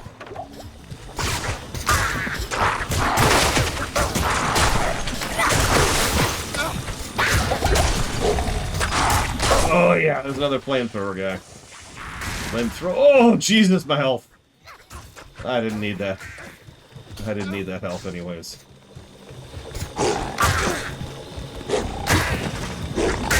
Yeah, it vaguely bothers me how much this looks like me. I talked about that during the Persona 5 run. Because the gentleman who is on the screen right now is a horrifically evil monster. And he looks disturbingly like an anime version of me. He even has the yellow-tinted glasses, which, I know you can't tell on camera, my glasses are tinted yellow.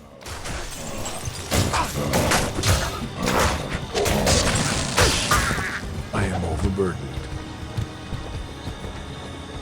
So we're gonna get rid of the extremely evil person there.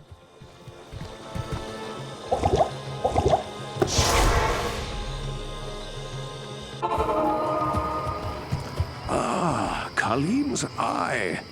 Only it can reveal the true path to Mephisto. Place the eye in the Herodric Cube along with Khalim's other relics. The heart, the brain, and the flail. Yeah, that's the really funny part. That dude, who looks like he's in his late 20s, is in his 50s in lore.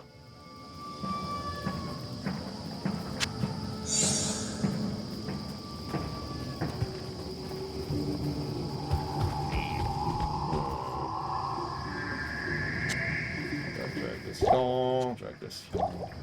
I mean, I know anime age is anime age, but it always amuses me to think about that. I'm 41, and I don't look that young. Ooh, that's a nice one. Hang on.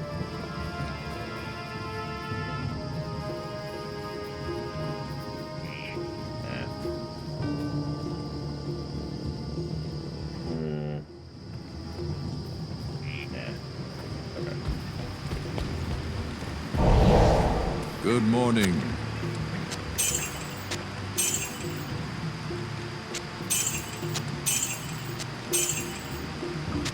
I hear that a lot, Mockingbirds. I've often joked that you could tell that I was young up until I got to about the age of 14.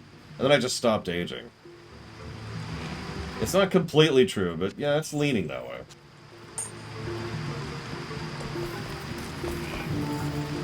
Oh no, of course not, Papanese.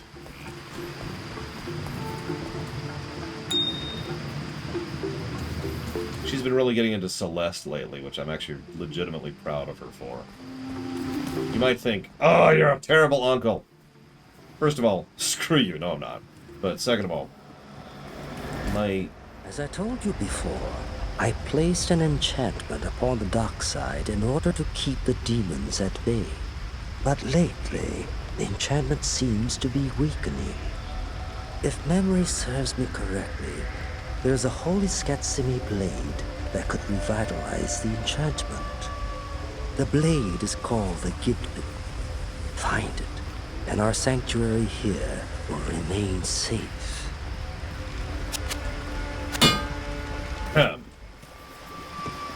What, Mr. Ed? So, my niece has had the wonderful misfortune of having a problem. Actually, a lot of different people have when it comes to video gaming, especially when you're first getting into video gaming. In fact, I bet some of you in chat know what this feels like. Now, I don't have a proper term for it. I'm sure there's a proper psychological term for it. But I'm just going to call it gaming anxiety. When dying wigs you out, or having a timer, maybe having a limited number of turns, maybe, you know, the Sonic dying music. You get the point, right? There's something about certain types of games that puts you on edge, and so you freak out a bit, and you not only do you not enjoy the game, but you do worse at the game than you already would. So you're like, and it sucks. Now, my wonderful niece has that problem, and so working through that and helping her to find games that don't bother her in such a manner has been part of my task as her uncle. Because, I'm going to be as blunt about this as I possibly can, I think she's in a very unique position to have someone who knows video games extraordinarily well to be able to curate her gaming career. She's very much into games, before you ask. I didn't shove that into her. Those hurt. Jesus Christ, those hurt! Oh my god! Yeah, Majora's Mask, perfect example. Fallout 1, another example. And it's worth noting, it doesn't even matter, like the thing I usually hear people say is, those games aren't that hard. And those people are completely missing the point. It's an anxiety thing. It's not about whether or not it's difficult to beat Fallout 1 before the timer runs out. It's not about whether or not you have infinite days to do Majora's Mask. It's just a little background ticking clock that bothers you, right? Oh, that hurt. That hurt. I mean, my niece doesn't like Mario games because of the stage timers. She enjoys Odyssey, which is arguably a harder game than most Mario games. No timer. So, the point I'm trying to reach here is that Celeste. You're probably thinking, hold on, Celeste is hard as balls. And you're right, it totally is. But I never said my niece... Crystal Sword. I never said my niece was not good at video games.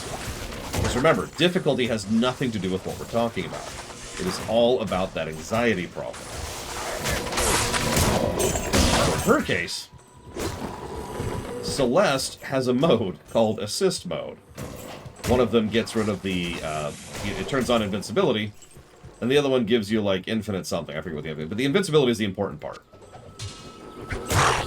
So, even though she's playing with assists on, she likes to do the dungeon, the screen, the jumping, legit. It's just the assists being on completely removes that anxiety. There's no, ugh, you died back. Ugh, you died. That's not there.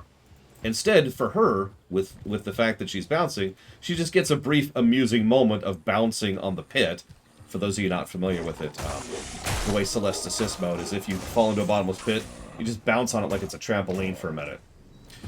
And then you can just bounce back to the beginning of the level. So she just gets a moment of amusement. She can mentally recenter herself, and then she can try the jump again. So I'm just sitting there while she's playing it. And she's doing this wonderful bit, which is actually somewhat unusual for her, where, like, she's like, I don't see the route. You know, I can't see the route for it. So I'm like, all right, do you want me to show you the route really quick? She's like, sure. I was asked first. And I go ahead and grab the controller, and I do it, because I've actually 100%ed Celeste. Twice. I love that game. So I'm like, okay, here, let me show you the route. And once I show her the route, I go back to the beginning and let her do it, right? The funny part came from when, like, I'd be in the middle of doing the route just to show her the path that she needs to do her jumps on. And she'd be like, no, I see it. Give me the controller, I'm like, okay. Like, she was getting excited about it. No, hang on, I got this.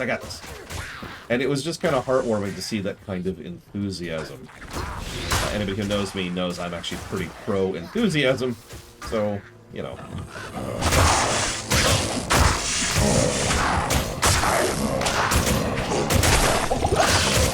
God, these things hurt. My armor isn't that... No, my armor's up to date. What the hell? I don't have good boots or gaunts, but Jesus. The most lore-appropriate dragon riding mount for a warlock. Bronze, which is also the most lore-appropriate dragon riding mount for every class. Bronze. It does a body good. Well, part of the problem is I've been pushing her through a whole lot of different games, trying to essentially find what kind of genres she likes. You know, I was lucky. As much as I have negative thoughts about my biological family, the fact of the matter is that my grandmother was more than willing to toss NES games at me left and right, and by the time the SNES came out, I was able to buy them for myself with my own money. So, I also lived in a time when rentals were a thing, which I don't want to sound like the good old days, because the good old days sucked, but it was nice having access to rentals, because more than anything else, it allowed me to branch out, right? It allowed me to try new things and figure out what I liked. My niece doesn't have any of that. None of that crap exists anymore. So the only thing that allows her to try out different genres is the fact that she has an uncle who is curating for her. So I've been jumping all over the place, trying all different kinds of genres, and trying to think of specific examples of games that fit her, and her aesthetic sensibilities, and her tell runes. Her aesthetic sensibilities, oh jeez, oh Jesus!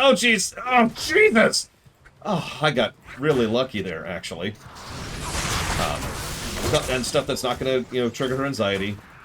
Stuff that's not going to cause her any issues. So she can see what she likes. Now, some of you have heard me say this already, so forgive me for the repeat.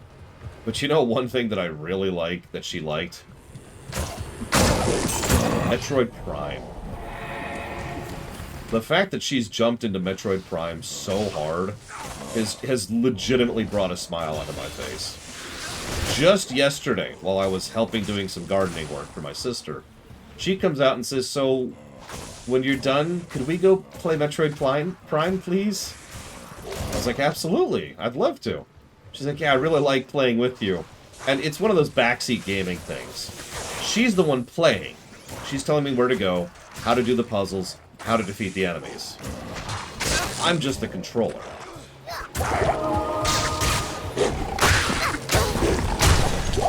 And she really likes doing that. We're actually, honestly, a good portion through Metroid Prime at this point, because she keeps asking to play it. Oh my god, we're up to the player jungle now. I hate this axe so much. Have you noticed on one of the other things that's bad about this? I've been keeping quiet about it so far, but this is probably a good time to bring it up. We haven't been standing still while I've been sharing tales of my niece and how amazing she is. We've been moving forward this whole goddamn time. Not that. And we are still not through the jungle portion of Act 3. There's a city portion of Act 3 after this.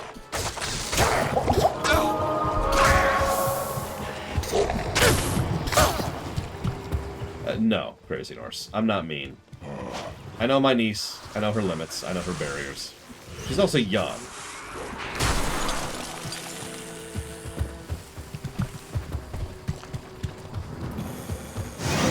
I'm just pointing out that Act 3 is... Like, I don't know if it's literally longer, but it sure as hell feels longer. And maybe it's just because of the fact that it's the corridor. And so you're always moving forwards on the whole frickin' path.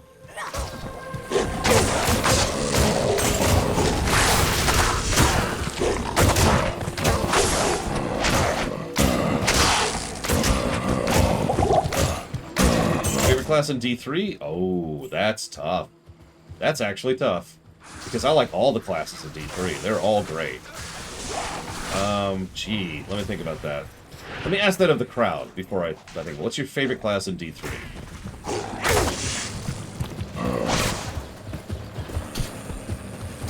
No, J. Palmer. I mean, that's on her, Crazy Horse. Not me. My niece didn't like Hat in Time's darkness, so I don't think she's going to enjoy me just kind of shoving her into stuff, you know?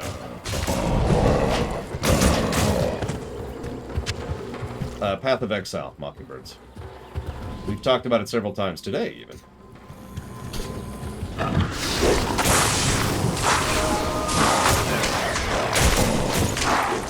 I don't actually like Path of Exile myself. Not that I'm saying it's a bad game, it's just, it's not my cup of tea.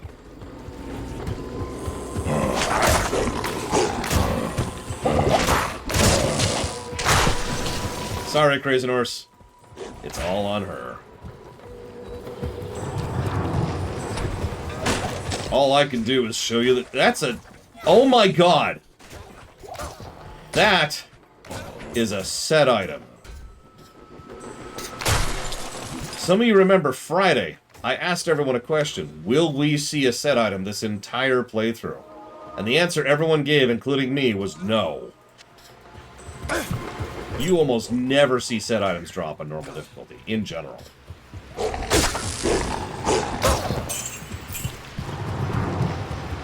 Wow.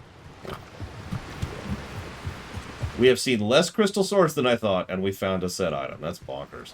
By the way, if you're paying attention to the map, this entire angle I've been going down has been nothing but a dead end. This is one lengthy dead end down here. Oh, it's gonna be a crap set, I guarantee it. So, yeah, I was actually anticipating Arctic Fur. In fact, I think we called that out specifically on Friday. Thank you, Sean. I'll put that towards... Give me a moment, please. Spider-Man. Spider-Man. Wait, no, I'm wrong. Stray. Usually you put it towards the other Spider-Man. And Red Dead Redemption. You got it. Much obliged, Sean. I do have a scroll. I could ID it right now. Or I could see what... oh. What this is! Magic damage reduced by 2. I like it. No, I think it's just pure RNG. It is possible. It's just, as I mentioned earlier, and have already given negatives for, the item drop rate in this game is not good. It is a little bit too designed to grind. Thank you, Inamisho. As a reminder, you can put that towards up to 3 things at no cost. If you'd like to put that towards 2 additional things, please let me know. Either way, thank you.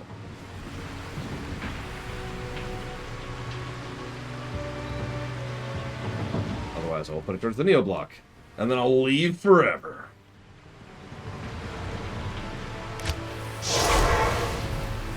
And then I'll leave forever.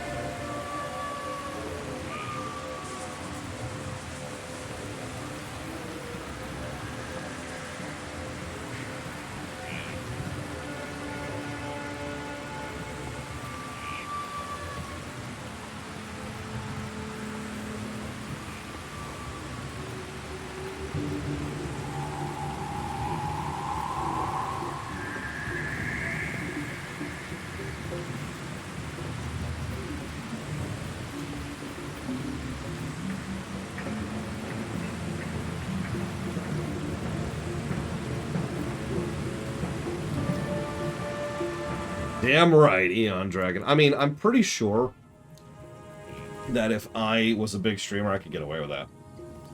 Bet you money. Just leave the chair up here, you know. Okay, so at level, what is that? 30 is what I care about. And there's our big heal, which honestly we're probably going to go ahead and push for.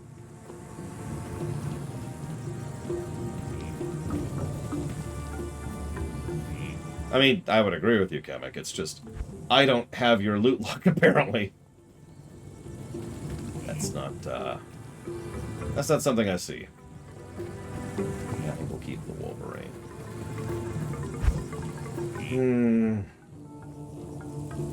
So we're gonna go heavy into that, but we can't because that's a single, not a perform. It looks like we're gonna be saving for those. Well, I'm not an attractive woman, Crazy Horse, so it's not gonna work for me. It's okay. I'm not an attractive man either.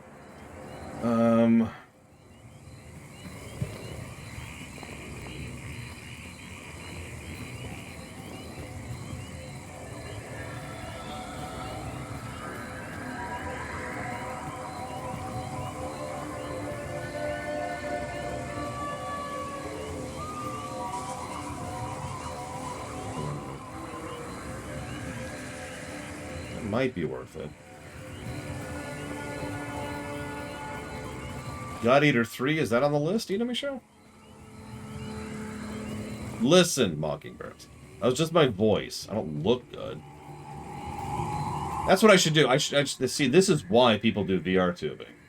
Just kind of put this up here. And then you just hear my voice. And my voice is fine. No issues there. And I'll just be like, yeah! And then I'll look really weird because, you know, tiny little arms.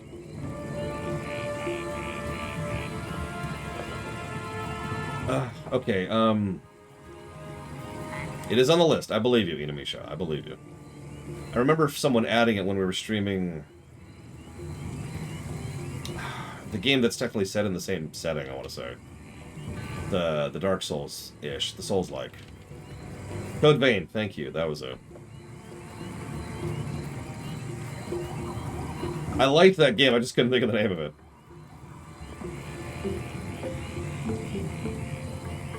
God Eater 3. You got it, Inamisha. Thank you again.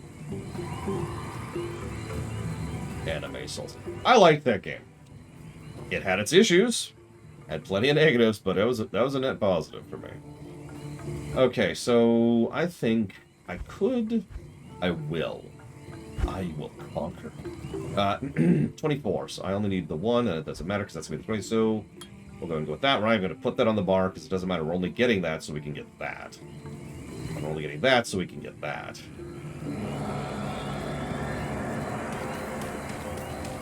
Yeah, it did, Inamisha. Like, everybody was cool, and it's like, alright, fine, fine. Okay, so, those of you who know what sets exist in this game, what set do you think that set item is from? I'm not going to show it yet. I'm not even going to look at it yet. I'm just going to do some usual inventorying here while we figure stuff out.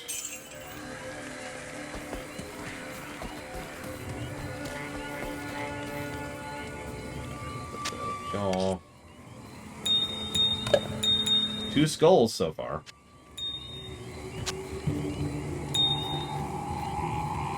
Space engineers? Remind me.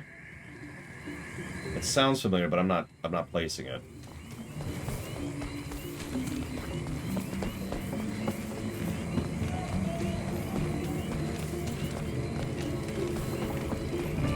Good evening.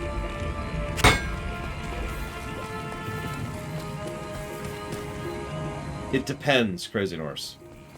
Can't run sometimes means I literally can't get a copy of the game functional, right? So, Civ 2, right? We had issues getting Civ 2 into a playable state. Like, so for those of you who've never heard, the requirements for a game to be streamed are, I have to be able to get a hold of a copy of it, because I own every game I stream. There's no piracy here. This is my legally protected job that I pay taxes on. So, I have to actually own the game I'm playing, so I have to get it. Then I have to be able to actually get the game functioning, which is, you know, playable. I have to get it playable, and this I run Windows 10, and there's issues, and you get the point. So, obtainable, playable, and then streamable is the last one. Some games I can get into playable format, but cannot get OBS to properly capture, or cannot capture within reasonability in how I do my stream setup. Those are the requirements. The only other layer on top of any of that is the executive veto, which is exactly what it sounds like. It's when I just say no. By default, I do not have to define or explain the executive veto. That's why it's the executive veto. Usually has to do with stuff that's full screen, J. Palmer, or stuff that's really old and doesn't properly render because it was designed for an era when video cards didn't exist.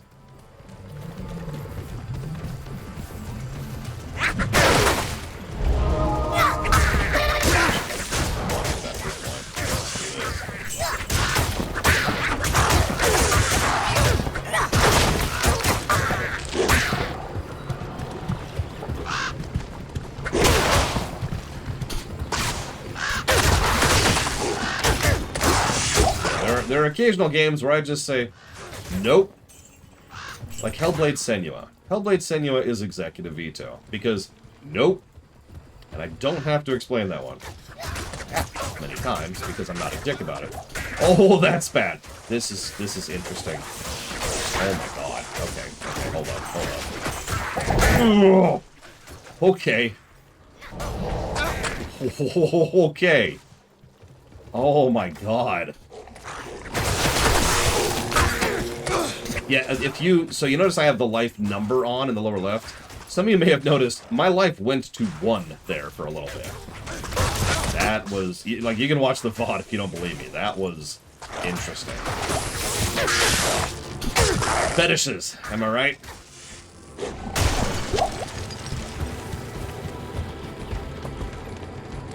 Oh no, we died at like 8 times on Diablo. Yeah, Hellblade Senua is a good game. That's not the problem I have with it. Hellblade Senua is a game about mental health issues. A really good game about mental health issues. It's like Justified. I love that show, but I'm never watching it again, and I can't wait to never have to watch it again. Like, I'm legitimately relieved I don't have to watch that show every Saturday right now.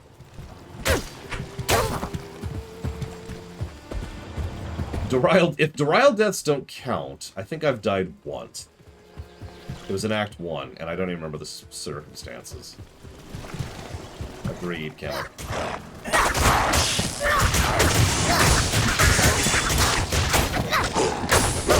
I'm not super against ethereal items, but... Well, if you remember earlier, Mockingbirds, it was as you were poking in. You were like, hey, and I'm like, hey, how many times do you think I'm about to die? Those are Durial deaths. Durial is the name of the boss. And he ate me alive.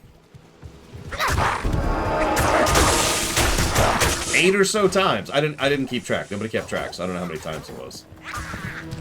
It was at least bare minimum 5, because I was keeping track for 5. And then I started keeping track of my gold count and my relative, how much damage I was doing to him. So I was keeping track of 2 other factors and stopped paying attention to my death counter.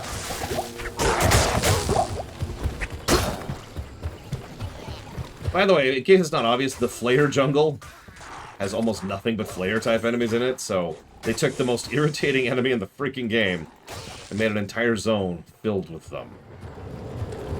Act 3, ladies and gentlemen. Thorough, because sometimes... Okay. So, what got vetoed? What did my Kimono? Where's my Kimono? I don't see my Kimono. Oh, Hogwarts Legacy. Do I really need to explain why Hogwarts Legacy is vetoed? Do I have to? Like, is that required? Can we all just assume the obvious reason and just move on with our lives?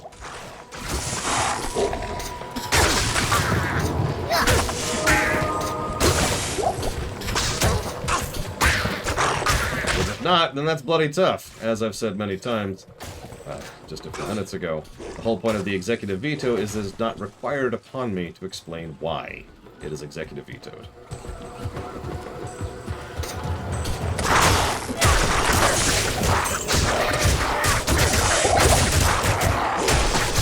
I will freely admit, without hesitation, is only tangentially related. And my opinion of Harry Potter has done nothing but gone down ever since the books came out. Like, it's been a very slow, steady decline ever since. I think I mentioned this recently. Several years ago, I actually went and started, notice I say started, rereading the series, because I read very, very quickly, and my internet was out. I didn't get very far, because I was going through the first book, and I've never exactly thought of the first book as good, but I was confused at how bad it was, and I was just like, wow, this is... Like, I started analyzing it, because it's me, right? And so I'm like, it's like frowning. Oh, I accidentally looked at it. It's Civerbs. Wow, that's actually pretty good. We'll go ahead and put that on. And so I'm going through book one, and I'm like, huh. Okay.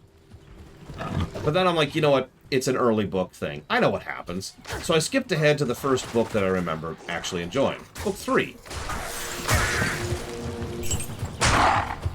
You get it. You get where this is going, right? Book 3 is certainly better, probably because that's when a Ghost Rider got involved.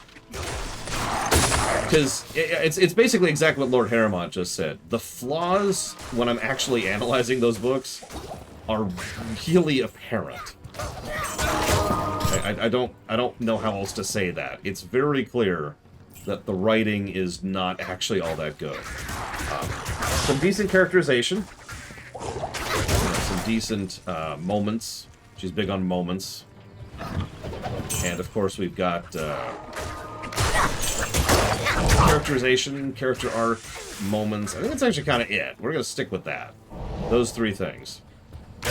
But her plots are nonsensical at best. And her world building is some of the worst I've ever seen. And I remind you, I like Star Trek.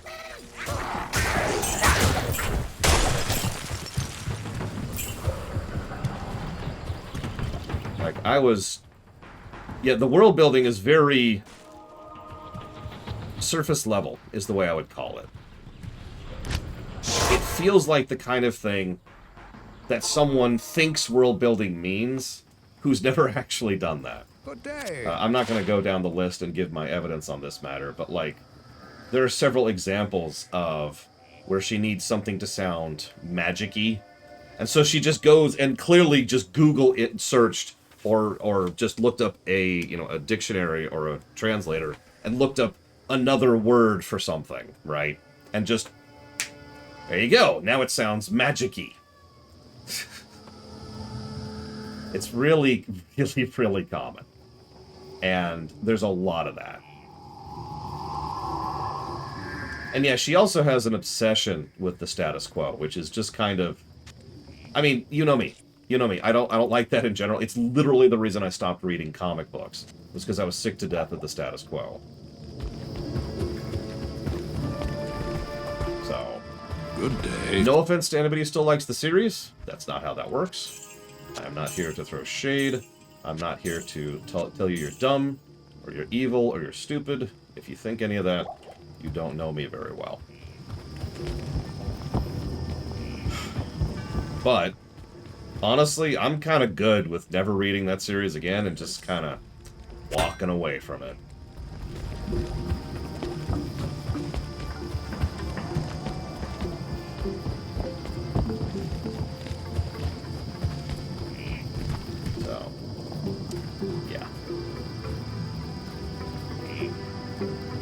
I mean, Star Wars A New Hope is an extraordinarily basic plot. Although, you know one thing that not a lot of people give George Lucas enough credit for? Just in A New Hope. Ignore all the rest for a second. Focus in on A New Hope. World building. There is a weirdly large amount of actually good world building in A New Hope. I have theorized for years it's one of the reasons Star Wars got its hook into people. Yeah, it is documentary style. Of course it is.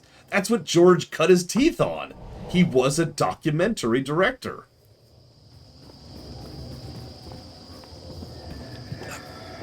Oh, they were literally inventing special effects techniques for the time. But I stand by my statement. World building.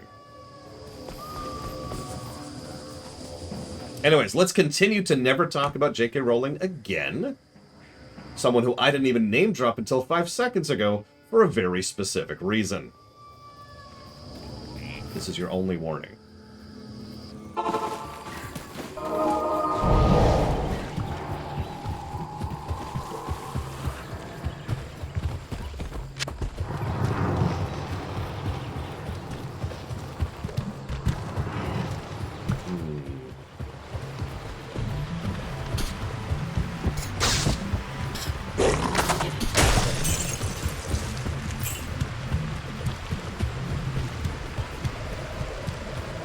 Favorite convenience feature of D3? Oh, that's tough, because D3 is swimming in quality of life features. Just swimming in it.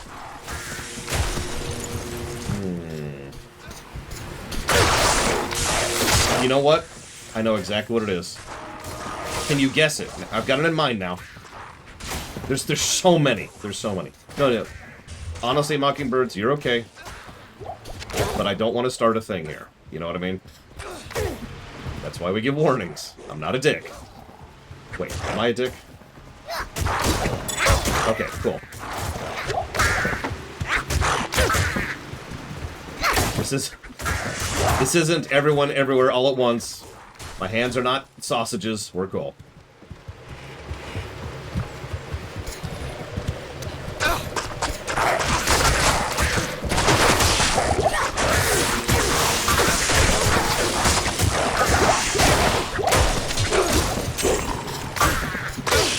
Have you not seen that movie, Mockingbirds?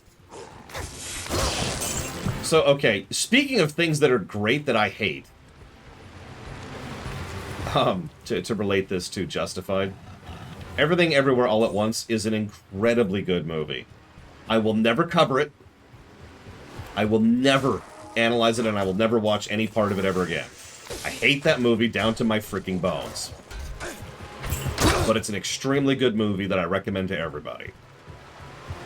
Seriously.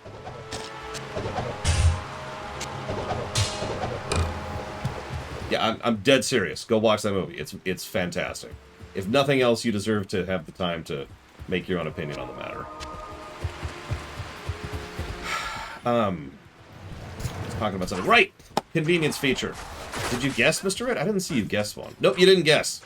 Keep guessing, Mr. Red. No. Everything Everywhere All at Once is a perfect example of a coffee movie. I will never like that film. And I'll go and tell you why right now. It has a lot of crude humor. I don't like crude humor. I never have, and I never will.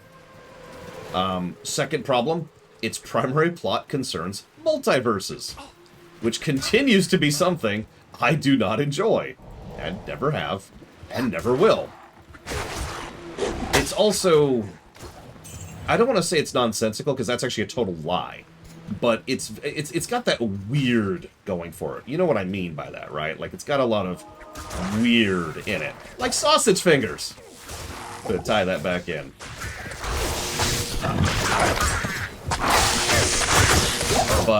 So I'm never gonna like it, because all three of its primary focuses, both thematically and literally, are things I do not enjoy. It's coffee. But it still has a fantastic script, good, emotionally powerful core, excellent acting by a huge number of incredibly good actors. I mean, Michelle Yeoh, which I hope I'm pronouncing even approximately correctly, has been legit for years, so that's not really a shock, but man. She knocks it out of the park. It's also a movie where deliberately shoving a trophy up your butt in order to be able to learn martial arts is an actual plot point.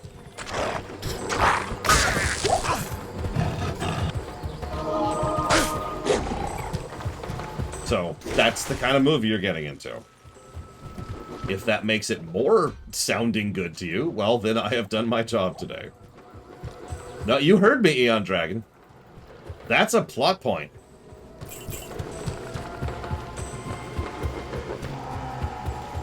Gotta lick the walls. Oh, okay. Yep, the trophy butt plugs. That's just... Oh my god. Oh my god! Oh, okay, these are lightning enchanted, stunning trees. Who are extra fast. That is unpleasant. Yeah, they actually managed to kill the mercenary there. I want to call him the merchant. It is a substantially better multiverse movie than anything Marvel's been putting out. I should also mention that I absolutely despised Doctor Strange 2, but not because it was a good movie I disliked, but because it was garbage. So, if you had to choose between garbage multiverse and good multiverse, there you go.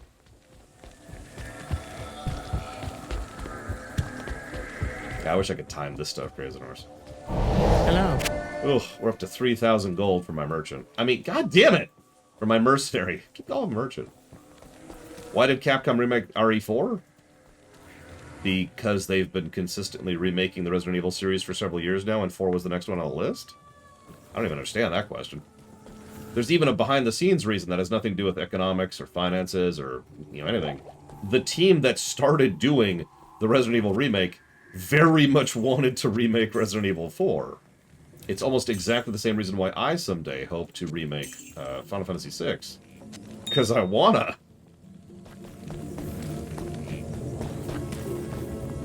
Hell, why do you think I started doing the rewrites? Yeah, exactly, Mockingbirds. I'm not even going to tear the script apart, because I totally could. Good day. That script. Yeah. Anyways. Did they do a remake of 6, Crazy Norse? I ask in ignorance. Let's see. Boots or gauntlets would be nice at this point. We're really behind on both of those. Nothing worth it. Ooh. I just haven't taken the time to do it yet. Wow, those are crap. I mean, they're better when I... Well, maybe... actually, no. We're gonna go ahead and sell those. What else we got? Those might be good. They are not good. We could use a little fire resistance. We'll go and grab those. It's a baked potato. Has anyone ever seen that study they did when... I forget exactly how they did it, but they gave a dog. It was specifically a dog. It was several dogs, actually. Very, very good food. Like, just really awesome, well-cooked, fantastic steak dinners. And then they would have their owner sit down and eat, like, total crap. And the dog would always want the food the owner was eating. Something to do with, like, the pack mentality, and you're the pack leader, so... Right, like, I don't remember the specifics, but it was fascinating to look at. I don't know if cats are the same way. No idea. I don't know, pets. Good evening.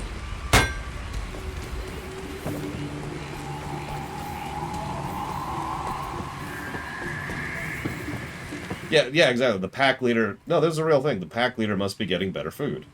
That's the idea, right? So whatever it is you have is what they want.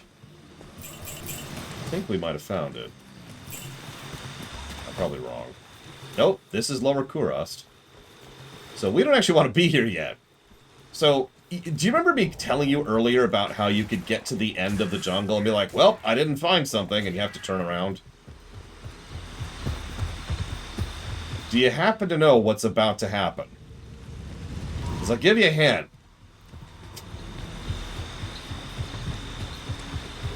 Good night, Raskor. Have a good night. Oh, come on, where is it?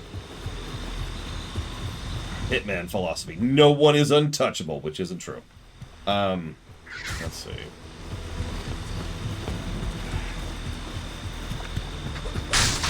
So, nobody guessed it. In fact, only 2 people were guessing anyways. And Mr. Red, you were terrible.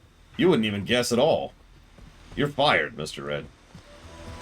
The answer is kind of complicated. I can't give you a one-sentence answer. So in D3, what you can do... Crystal Sword! Even a blue one. In D3, let's say I'm grouped with Mr. Red right now. I have the ability to right-click his name up there in the upper left and hit Teleport to Friend. Oh, you did guess. Where is it, Mr. Red? Where is it? I don't see it. Scrolling up, scrolling up, scrolling up. Oh, there it is. Oh, the teleport. Okay, so, no, that's not it. Alright, so. So, being able to right-click the party member and teleport to them, or being able to click on their banner while in town, or being able to instantly group with a party member from BattleNet in a space of seconds, by virtue of just hitting a button and instantly being grouped with them. It's essentially the co-op. The co-op in D3 is some of the best co-op I've ever seen in gaming. The amount to which it's possible to just play with your friends quickly and easily and conveniently is fantastic, but I'm not done yet. Because, like I said, you can't just describe it by travel, or even grouping, but by how both experience and loots drop. If you are in another zone, and you kill a boss, I can warp to you, and get loot that's just sitting there on the ground, off of the boss you just killed. I also get experience from that boss fight that you just did, or that event that you just completed. So we are not only encouraged to group up, we're encouraged to be capable of doing whatever we want to, and we will still benefit each other. Hang on, still not done. So then there's the way in which you can res party members. You know, you can res other people in the world, which is basically Guild Wars 2. There's a bit of a time and don't get interrupted mechanic built into it. We'll show that off at some point. Still not done.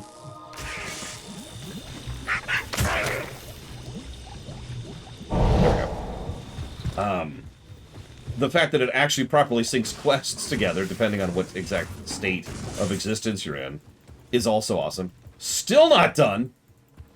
Because the final thing is how it does loot drops. Loot drops in D3 are very, very, very pro-co-op. It's actually something... There it is! God, all the way up here! It's very designed to completely get rid of all the loot drama. All the loot drama. And you know what the loot drama is. So don't even front. You know what I'm talking about. But, like, if, let's say Mr. Red and I kill a boss. On Mr. Red's screen, these 4 items drop. And on my screen, these 5 items drop. These are completely separate items. I can't see his. He can't see mine. Most items in the game are givable. And the legendaries are givable over a period of time. Like if I get this super amazing legendary, I can be like, hey, does anybody need this legendary? Like, even just for the Herodric Cube, for just getting the suffix off of it. There you go. Bounties also share a gross group. Like, I could keep going. You get my point? The game is incredibly co-op friendly. Layer upon layer upon layer of that game is pro co-op. And it's awesome. Good morning. We will be playing D3 co-op. Because, of course, we freaking will. In fact, Pax has volunteered to just hop in whenever he feels like it, because he just enjoys playing D3. Hopefully also with me. He may not enjoy playing games with me. I don't know. Hi, Dream Whisperer. Okay, so... that's up to them, Crazy Norse. And also, I guess, technically me. Look.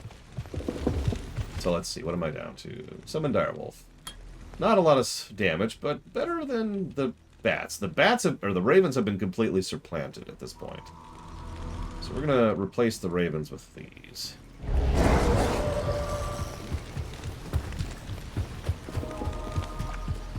The best designed character creation screen? So not the character creation options themselves, just the character creation screen.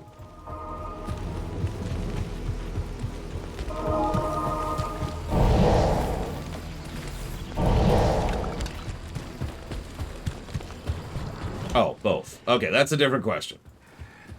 Dragon Age 2. No,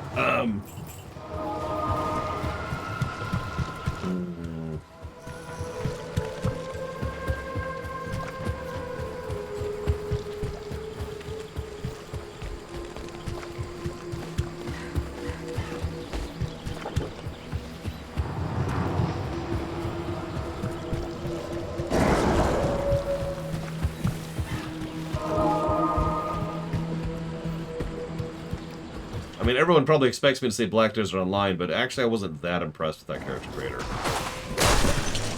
I mean, it lets you do a lot of stuff, and it's certainly very, you know, gimmicky, but I don't know. I didn't actually like it that much. I've seen better.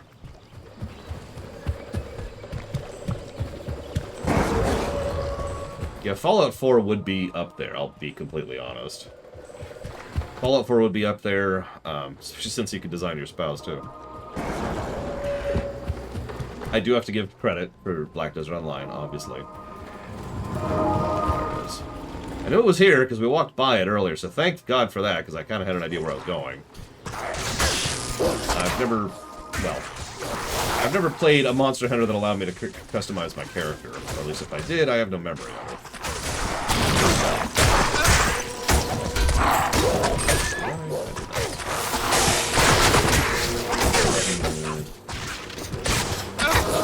I would be remiss if I did not mention Star Wars Galaxies, which was kind of really, really good for the time.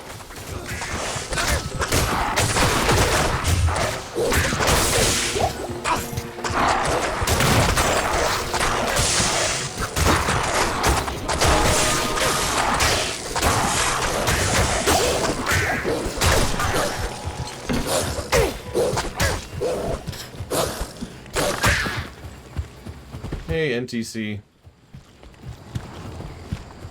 Ignore the bodies in the pot. By the way, the fetishes are also cannibals, because of course they are. What kind of game do you think this is?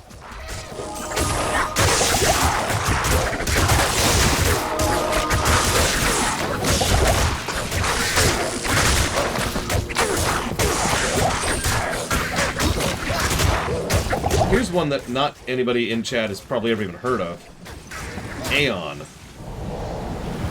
A-I-O-N. It was an old MMO. I don't know if it's still going. Probably shouldn't still be going, because it was kind of crap.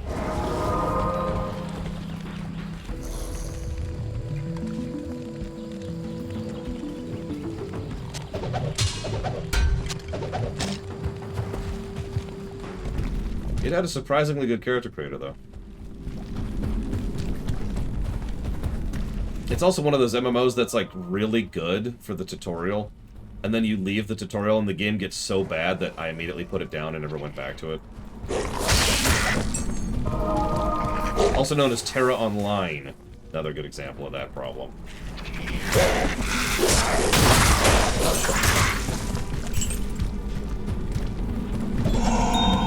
Damn it. I didn't even see that was a gem shrine at first. Whatever. Gem shrines are great if you see them coming. Oh my god. Because you can have a gem on you, and it'll upgrade the gem, instead of giving you a random gem. And that is a great way to upgrade gems at a certain point.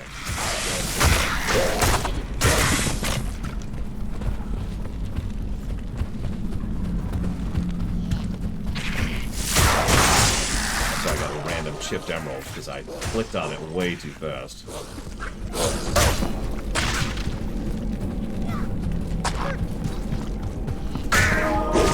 I agree. FF14 is the worst MMO I have ever played. Wait, that's not true. It is currently the highest rated MMO I've ever played. I anticipate it will get usurped. We'll see. We'll see.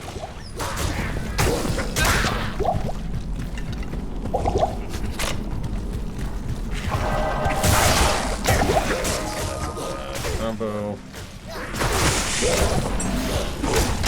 Oh, that's a bad combo. Okay, we're okay, we're okay.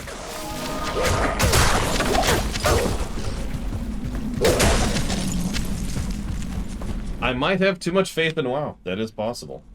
Extraordinarily unlikely, but possible.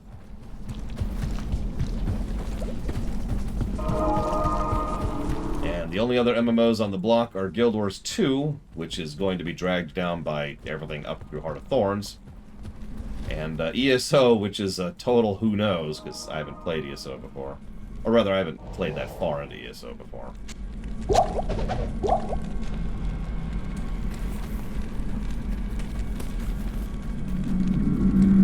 That's an interesting question, Von Falkenstein. It's extremely wrong. but it is an interesting question. So let me explain to you how incredibly wrong you are. Like, I'm pretty sure that there's this dude. I'm trying to sell the joke and I'm failing at it. There's this dude who's like, hey, the Earth is flat. But then he looks at von Falkenstein and is like, whoa, buddy. There we go. There we go. Got the joke out. We're good. We nailed it. We landed it. Joke complete. Oh my god, that room. Oh my god, did you see what was in that room? Oh, I don't like any of this. I don't like any of this. Okay. Back off, back off. Hang on, let's refresh this so I don't have to think about this fight.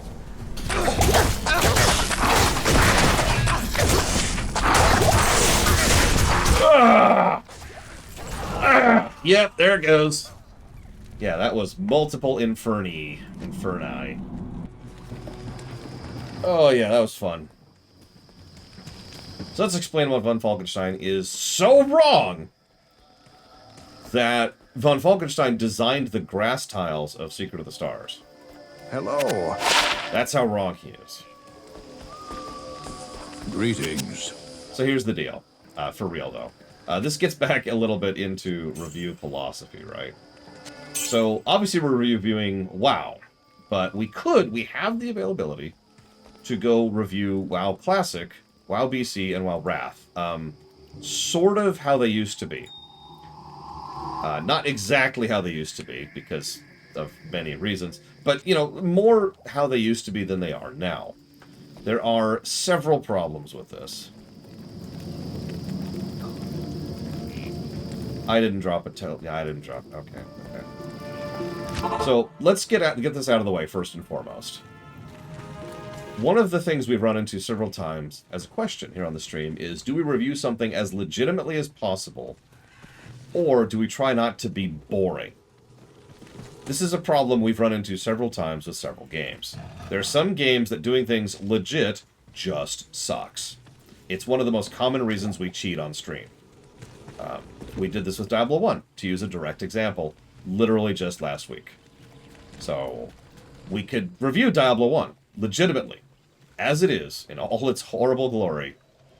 Or, we could cheat and get on with it because we've made our point. Now, that does make the review less accurate, because I guarantee you, there would be more negatives if we have pushed through D1 without, you know, bothering to cheat through the last few things there, right? So we shotgunned several negatives, because it sucked, but it's never going to be quite as accurate as if we actually sat down and tortured ourselves and pushed through it. So that's point number one. But point number two is that we're not reviewing WoW Vanilla. We're not reviewing WoW BC, and we're not reviewing WoW Wrath. We're reviewing WoW. So while we will go through the content that exists in WoW, we're not, and I will split it up per expansion, just like we did with Tor and just like we did with FF14. But we're not actually going to be reviewing WoW Wrath. WoW Wrath is just one example, one facet of reviewing WoW.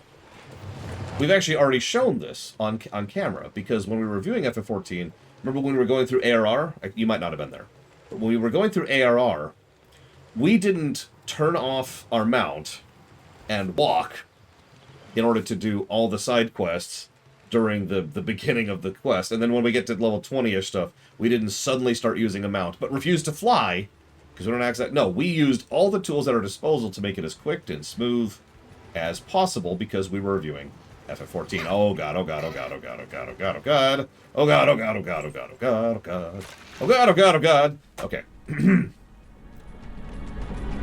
Yeah, we actually did explain this and why we did this during FF14.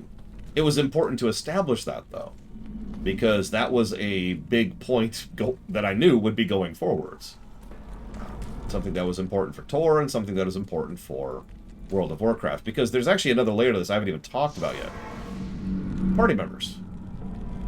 Every MMO we have cheated so far, except STO, because we've had other people join in the party for dungeons, for questing, and just for general group stuff.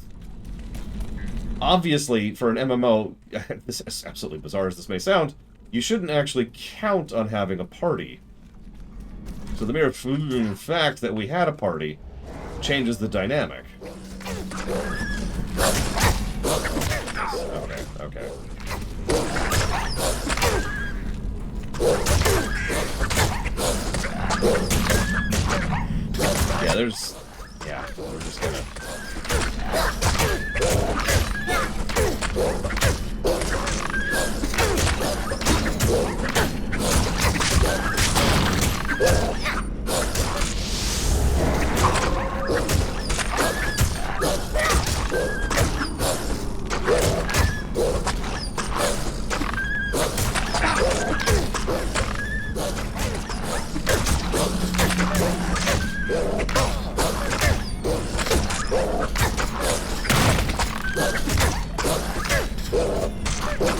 opinion.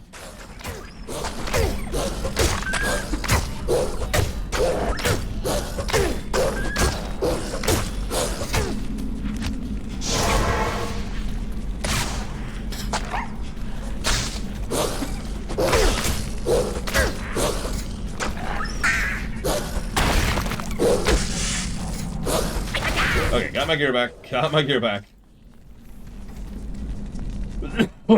Okay.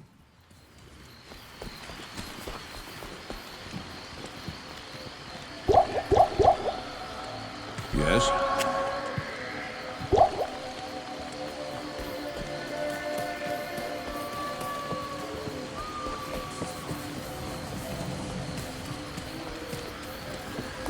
I suppose I can get my ravens out. We've so outpaced them in damage that I didn't think it was worthwhile.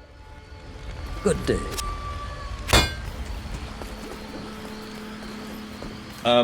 Sorry, J. Palmer. So, J. Palmer said, are there any vanilla zones that weren't changed in Cataclysm? There are two. One is Silithus, and one is Dustwalla Marsh. Dustwalla Marsh was the very first zone to receive an overhaul. And it received that back...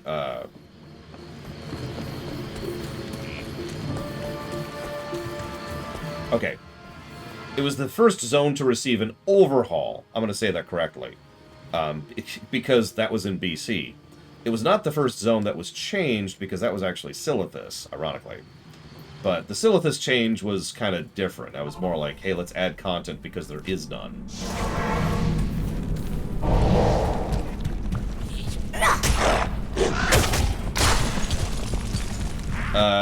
The distinguishing feature of D2's Endgame is getting the loot and then spending the loot on getting more loot. You get more endgame loot, and then you get more endgame loot. And if you're really lucky, you might actually get more endgame loot, too.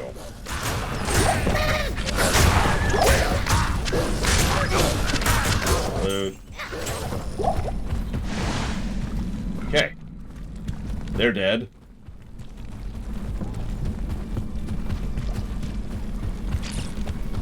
We good here? Nice place.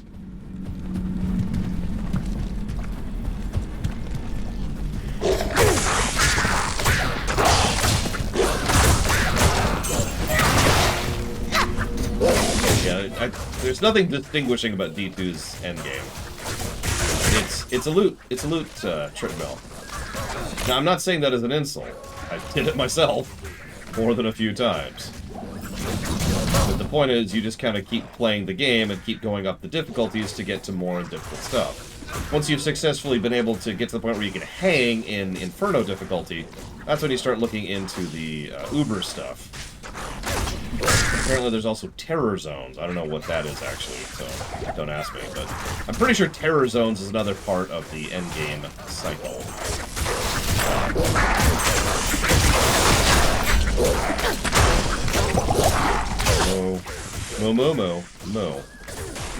Moo. I can't carry.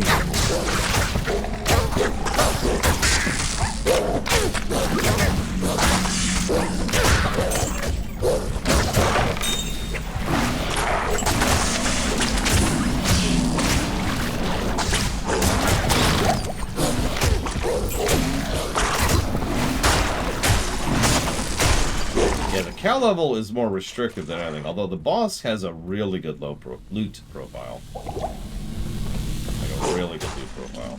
In fact, the cows in general can be a great source of loot. They should be. You can only fight them once.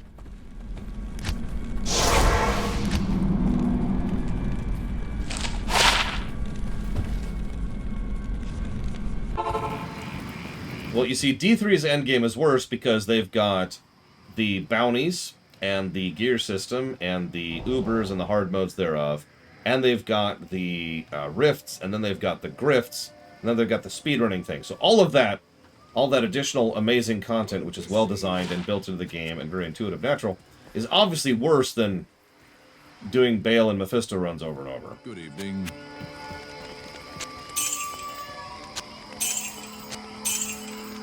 Okay, I'm being a little facetious, but honestly.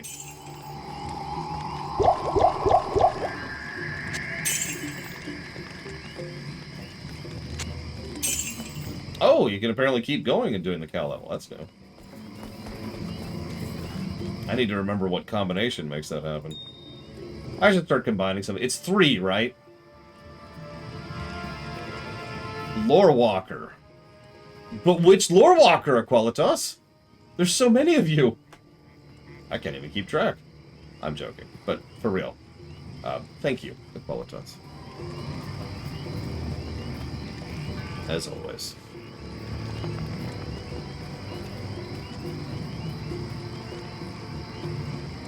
But yeah, it's actually irritating to me, if I could just be blunt for a second.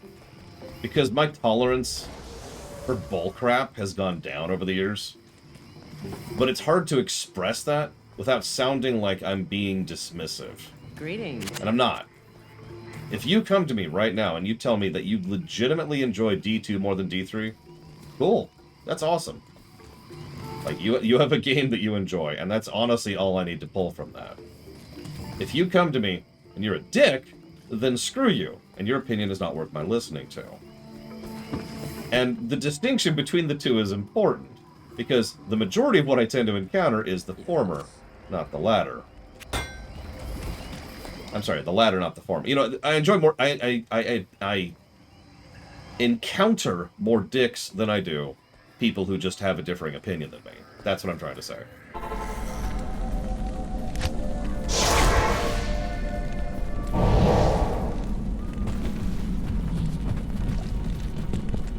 Yeah, like, you enjoy Lotro? That's awesome. There's a lot to enjoy about Lotro. You quite literally couldn't pay me to play that game again because I put it on the veto list. Like, it was one of the reasons that the veto list contains any MMO not currently on the list was because someone was suggesting adding Lotro to the list, and my reaction was, no way in hell.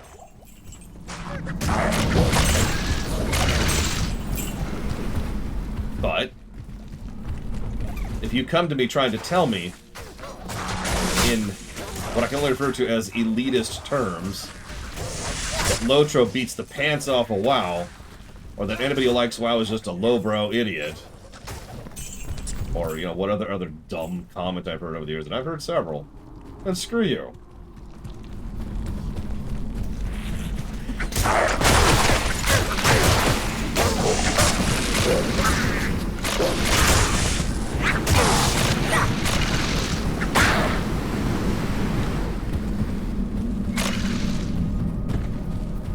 Thank you, Mr. Red, for your demonstration! Oh my god. Oh my god. Oh my god. You know, okay. So this is gonna sound like a weird thing. You know one thing I like about D3? I know. It's crazy to think that there's anything I would like about D3. But there is one thing, and only one thing I like about D3. You ready for this? Here it comes. You ready? I am overburdened.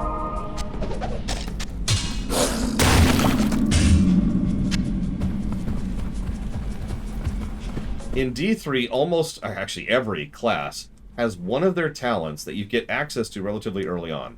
And that talent is Life 3.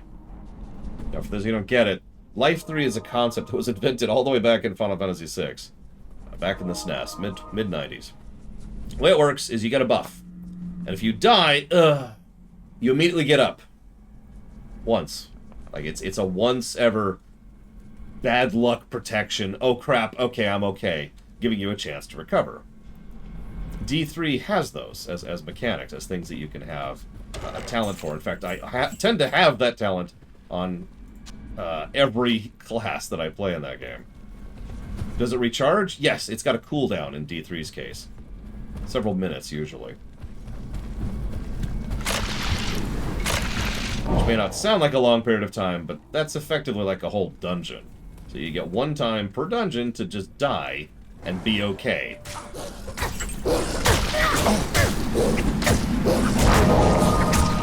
Damn it, piss off.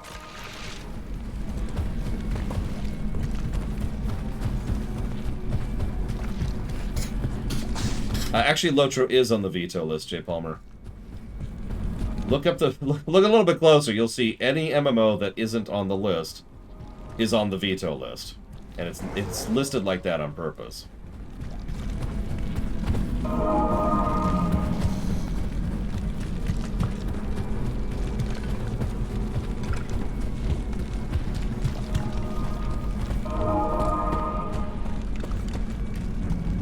mean, I don't think anybody actually likes that D3 is always online. That's a pretty much guaranteed, before we even start the game, here's some negative situation.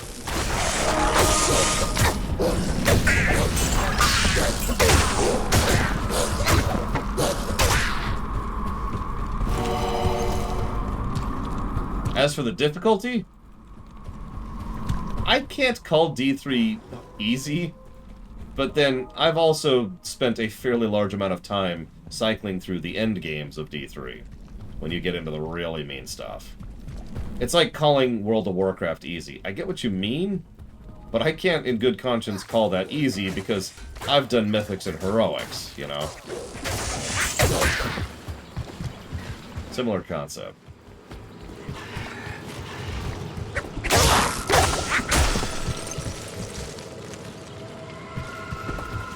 There.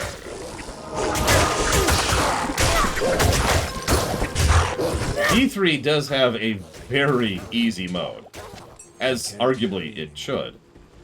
In fact, one thing I've spoken positively of several times in my life is how much I approve of so-called super easy mode, or very easy mode. It's something that a surprisingly large amount of games don't get right, but both StarCraft 2 and D3 have a very easy mode, and it is very easy. This is most fortunate. Khalim's brain knows Mephisto's weakness. Place it in the Herodric Cube along with Khalim's other relics. The Eye. Yeah, okay, blah, blah. Excuse me. Hello. Yeah, it probably says something. The biggest downside to heroics and mythics in WoW is the other players. As Bragwin is mentioning just now.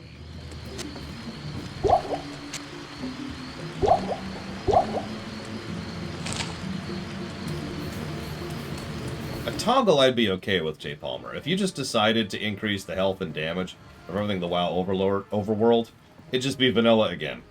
Good day. Negatives everywhere, you know? Like, I don't know, I am not one of those people who enjoyed slogging through the overworld in vanilla. I'll put that to good use.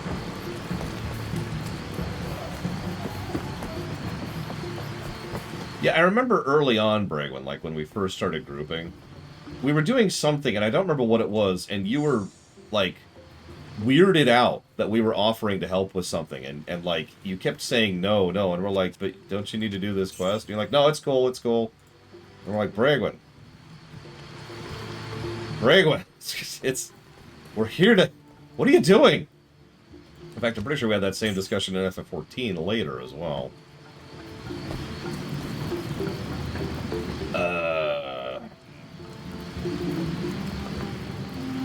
I did that, and I did that. Right.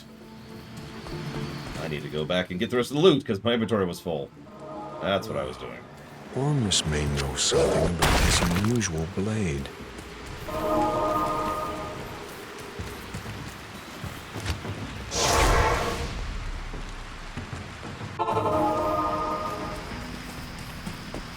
You have done well, noble hero. Ormus congratulates you. The old spirits of Skatsim will watch over you for returning their sacred blade. Now, after all these years, Ormus will once again use his powers to protect the innocent from the shadow. The spell that protects the dark side shall now be reinforced. Well, the dark side is being reinforced. As it should be. Greetings. This magic ring does me no good. Here, wear it proudly. Good day.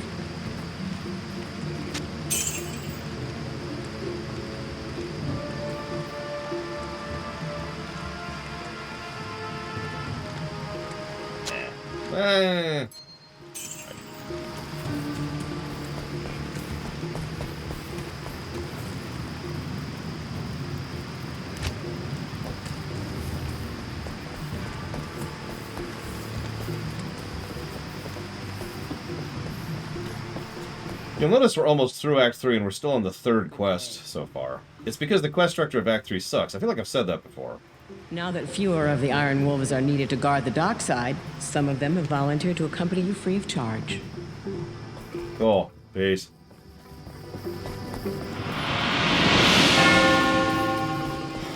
So, we're past the jungle. Let's see, we gave a negative to the jungle, a negative to the jungle, a negative to the jungle, and a negative to the jungle. Every one of those was for a different thing, by the way. I'm not actually joking. I think I'm also going to add a negative to the jungle, though. For yet another 3. Okay, back into it.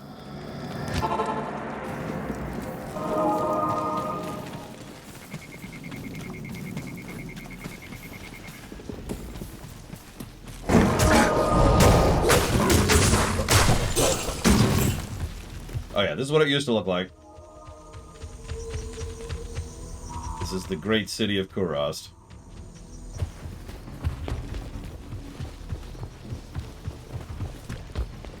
I've always been anti-Jungist. Jungist? Jungist?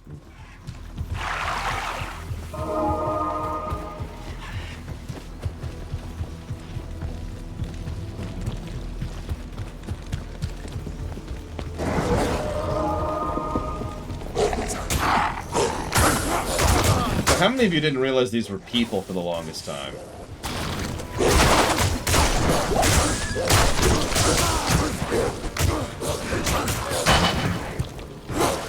Now, part of the narrative point of this is fascinating in its own right. So these are blood-crazed zealots who regularly murder and kill people in sacrifices because they're evil. But here's the question for you. These are supposed to be the venerated practitioners of Zakarum. Now, can anyone in chat tell me the one and only tenet of the Zakarum faith? It's such a wonderful plot point that actually the Zakarum faith is completely unchanged in the rewrite. Be cool. Be good one to another. However you want to phrase that. That's it. That's the Zakarum faith. It's not even really a religion. It's more like an ideology. And like I said, it is identical in the rewrite. The only difference is that Mephisto doesn't corrupt the Zakarum in the rewrite. So, they're just cool.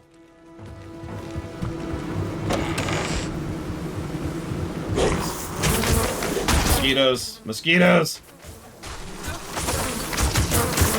Oh god! Oh god!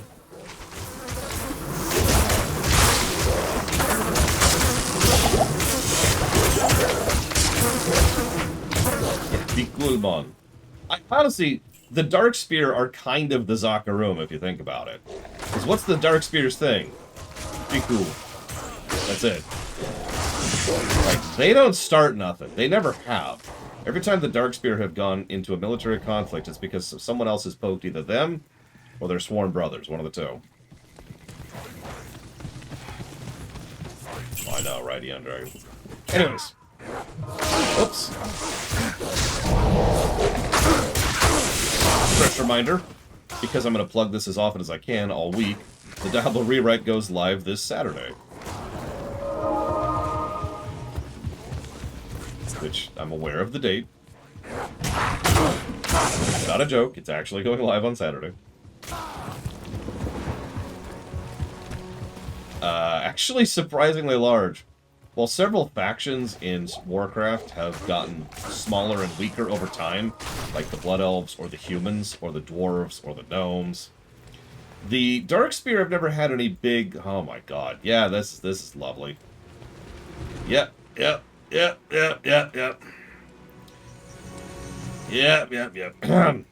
Darkspear haven't really had any large-scale genocides.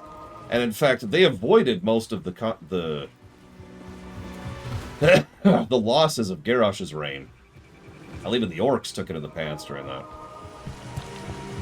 Yeah, exactly, Von Falkenstein. That's the joke. There's no joke. The Diablo rewrite's actually going live. Woo. You'll see the prank at 5 a.m. Eastern time, my kimono. Well, for the longest time, the Zandalari qualified J. Palmer. Then they decided to be very stupid twice. That didn't work out well for them. Real quick. How many of you like the sewers?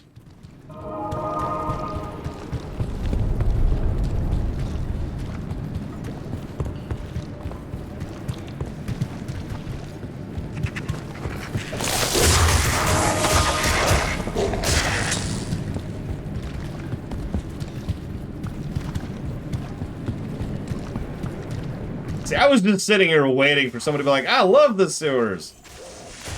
And then I was going to call you a damn liar. Nobody likes this damn sewer. I mean, sewer levels in general suck for all the reasons we've talked about over the years. But these sewers are not on the list of tolerabilities. This sewer sucks. It's a fairly large dungeon, which you can actually access from multiple areas. That's okay, I like that. But it's a fairly large dungeon that has a lot of difficulty in navigating. Because you can only walk over the walkable area. It's basically got the exact same problem that the caves had back in D1. It's difficult to navigate. There's a lot of platforms and bridges and one-way paths and dead ends and just irritating terrain to navigate on. And it's huge. And the way down can be in one of several fairly large areas, so there's no, like, pattern as there is in some levels. It's just, have fun. This is also where you really start to see the undead fetishes. Those are the ones that explode on death.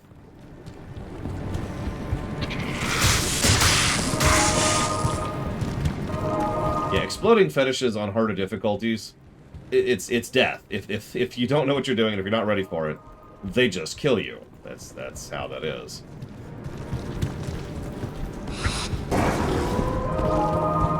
I will say it's a lot easier to see and navigate in the new graphics. So that's nice.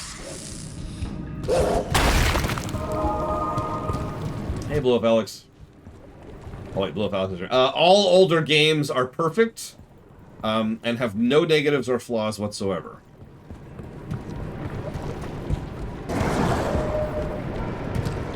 Oh God, look at this place. Sorry for the constant noise spam of wah, wah.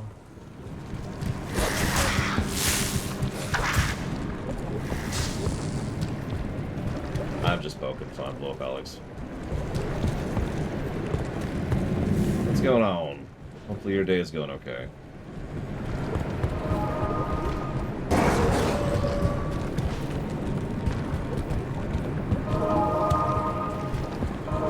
Yeah, I will say, at least in the new version, I can kind of see where I'm going and what I'm doing, so that's nice.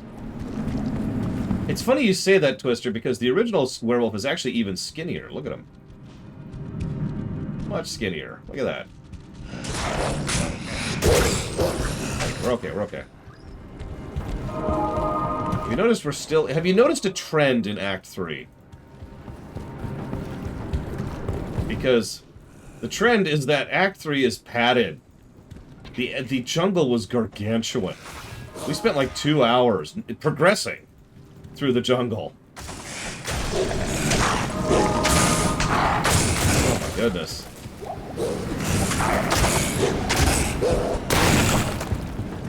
Yeah, it's another thing in Act 3. Getting lost.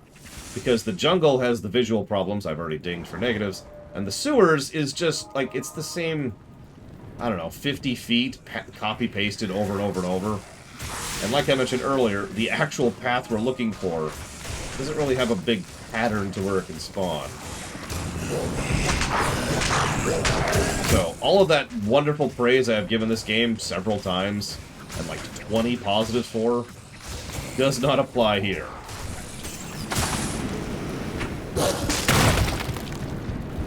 Right now we're just kind of left walling. Have been left walling for a while now. See you around, Justin. Have a good one.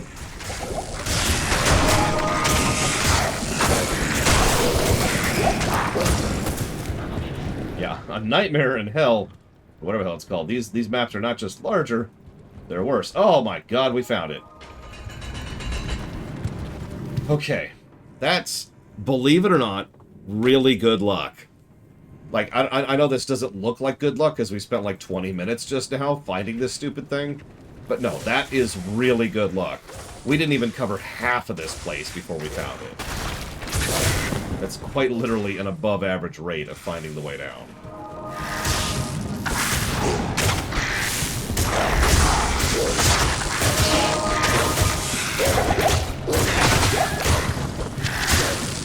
I am overburdened.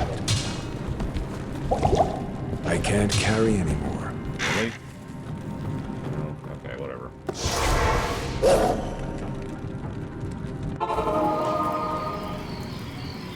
So yeah, the sewers, not great. Negative to gameplay.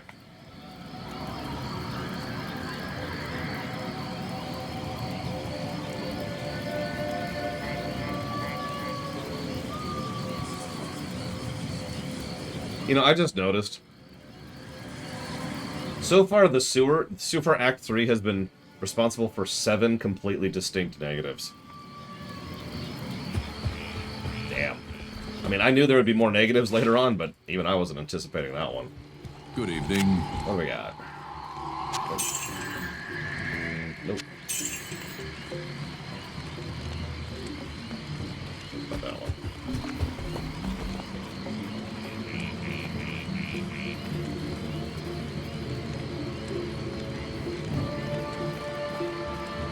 Yeah, lifesteal on a weapon we could give to the mercenary is probably worth it. Hey, Twister. So I hate to tell you this, but for those kind of things, you can only put it towards one thing, because it's not actually a financial thing. And it's a control method to make sure that funding doesn't go spiraling wildly out of control. No, it's okay, it's my fault, and I try to not be a dick about it. That doesn't even count! No, you get my point, so I do appreciate it. Thank you for being part of the show, Twister. All I was asking was which one you prefer, which of course you've already told me.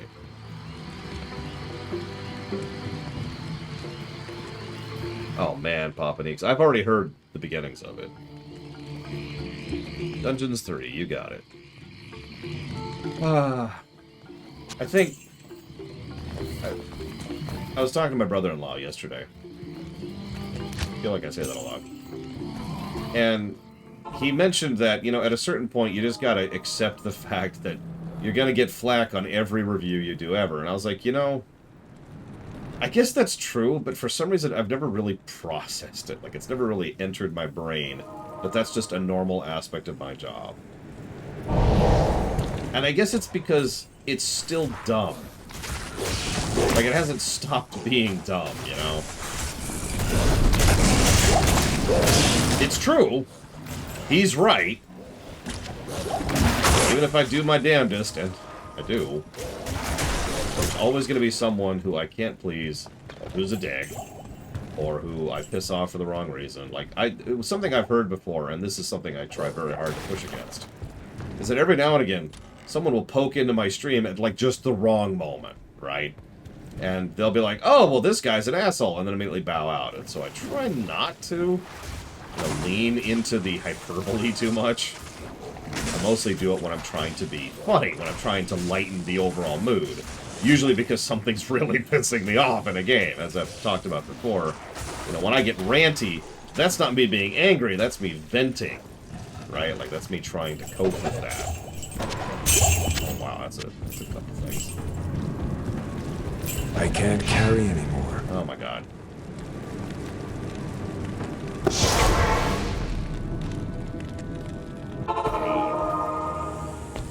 No, Mass, and I wouldn't do that even if I were playing the beta. That's right, I'm venti, not ranty. Like, I've gone off on actual rants before, but it's, in my opinion, it's usually pretty obvious when I'm actually upset about something. Jeez.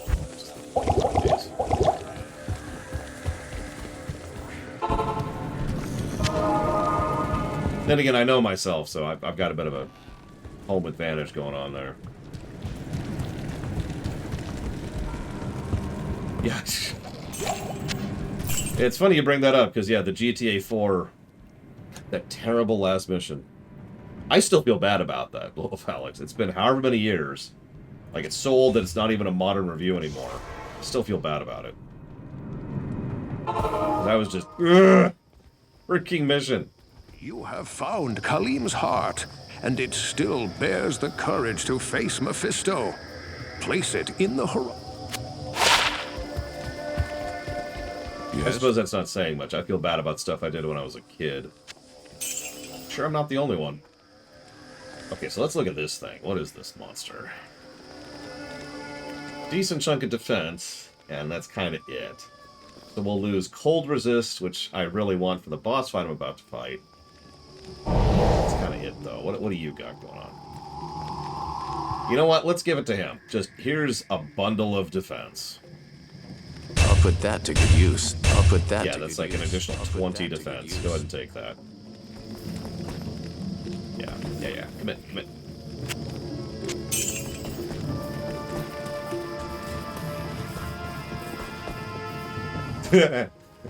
You know, if we could just kill Mephisto to stop one more day, how many of you would be down for that? Just show of hands.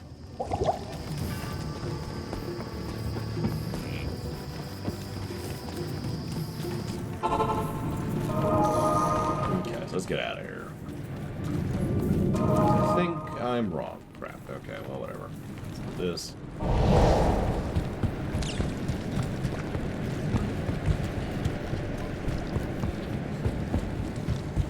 You know what I love most about One More Day?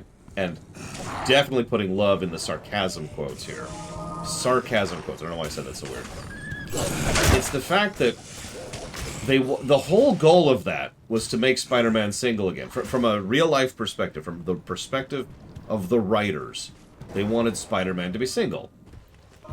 And of the probably thousands of ways they could have done that, just the cavalcade of options they had to do that, the choice they went with was that Spider-Man made a deal with the devil.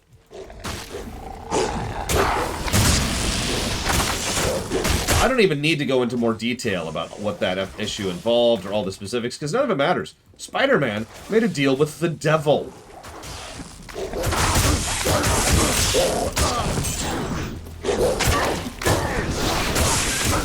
Yeah, exactly, Von Falkenstein. What? You have failed before I've gotten out of the first sentence. And if I continue to talk about it, it will get worse, I assure you. Hi, Huthor. Wow, sucks. Okay, we're good. Had to get that in there. Very important, very important. Yeah, he's... Spider-Man made a deal with the devil to sell his relationship, his marriage to Mary Jane, in exchange for bringing back the life of his old and dying aunt. One More Day. That's where the name comes from.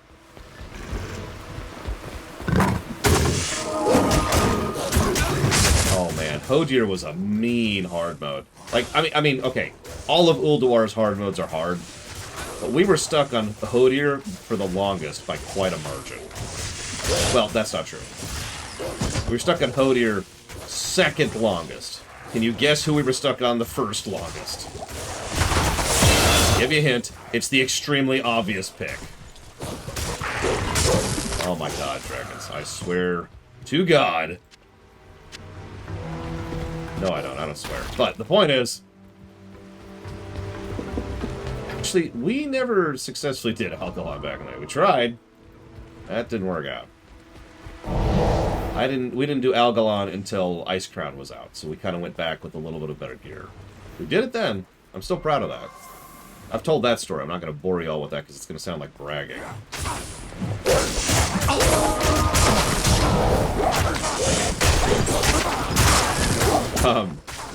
But no, it's Yogg.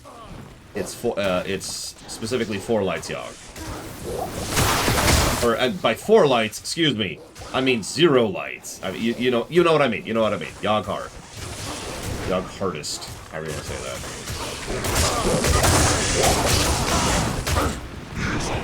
Which is funny because Yogg hardest is actually still, in my opinion, one of the better fights in that game for quite a while. Like, until they started getting really, really, really, really good at fights. That's still one that sticks out in my mind. You know, it's good.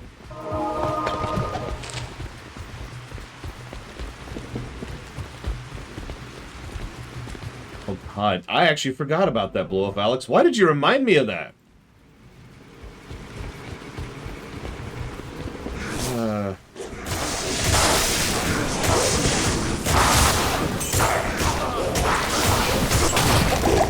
You know, that's a funny thought. When we do the Warcraft rewrite, someone's going to have to voice the old gods, because you know we're going to have the old gods. So we're going to have a Yogg-Saron, we're going to have a Chthon, and all of them. We'll probably not have a Yasharaj. I don't know. Hi, Evo. I haven't seen you all day, so I hope you've been well. Or at least I hope you've been sleeping. Sorry, Cthulhu, I don't know. Why did I say Chthon? It's not Warhammer. Cthulhu. Jesus, Laura, wake up. Well, I don't know yet, Von Falkenstein.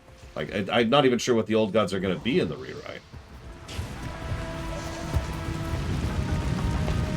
Oh, fatigue issues are no good. I've been fatigued today, too, but I know... Oh, okay, yep, okay, so we're going to go over here. Oh, Jesus, they're already summoning. Oh, I'm not ready. I'm really not ready. Oh, God. Oh, God. Get out, get out, get out, get out, get out, get out, get out, get out, get out, get out, get out, get out, get out. Oh, God, it's okay, okay. We're okay, we're okay, we're okay. Keep running, keep running, keep running. Portal. Okay.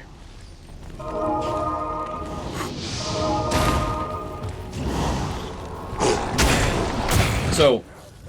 I mentioned how there's worse enemies than the irritating fetishes. We just saw a bunch of them. So first of all, we've got the melee guys who are fast and mean. Then we've got the ranged guys who like to cast meteors, lightning bolts, and they like to heal. But those are all just the appetizers for the real jackass, which is the Travincal Council. This guy. They're all bosses. They all suck. And they all have some fun, interesting, mean stuff. I shouldn't say they're all bosses, but they all have high stats. They're all mean. They're all dead.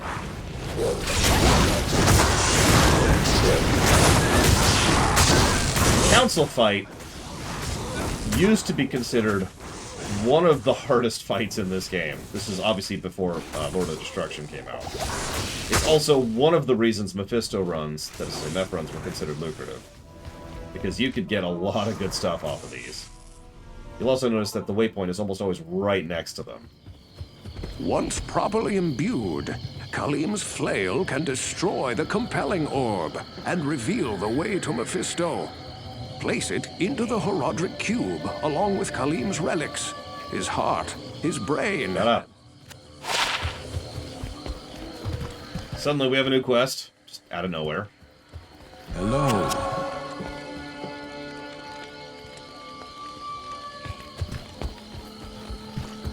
Take care, Mockingbirds. Stay awesome.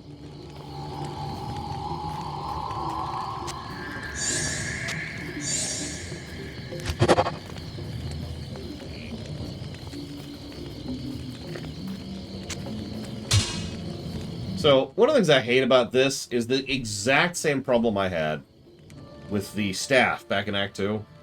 Obviously, in higher level stuff or in higher difficulties, this is a joke, but early on, this is actually a pretty nice mace. It's a very fast, 50% increase, very fast, high attack rating, lightning damage, mana steal, life steal, bonus to undead mace. It's about to go away. Because, you know, we're about to use it. And you finish it literally 5 feet from where you use it, so it's even worse. But yes, welcome to Kurast.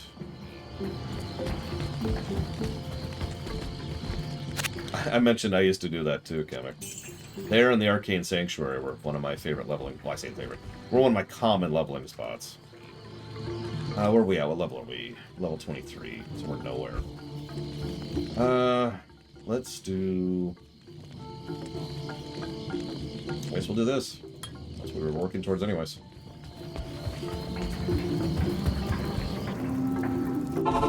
Travincal. Let's do it. Bring it. I don't remember which one of these... Oh, shoot. I should probably be a werewolf of it. Casts Hydra, but they're mean, and they suck for doing it. Oh, Jesus. Oh, Jesus! Run! Run! Oh, God. Yeah, they're fast, too. I do like how you can better see how half demon and warped and twisted they are in this version. And here they just look kind of like monsters. But here you can literally see them loping around on their misshapen legs. It's great. Oh, God, I don't remember Papaneeks. Like, pretty early on. Masterfully done, hero. You have crafted Khalim's will. Employ it to destroy the compelling orb and open the way to Mephisto. May the true light guide your way. Yeah. Alright, so. What am I doing? Buying potions, I'm spending money. Gotta spend money. Greetings. Very important. I did see an adorable shark this morning, and it did make me smile, Evo. I also responded to. Just not about the shark.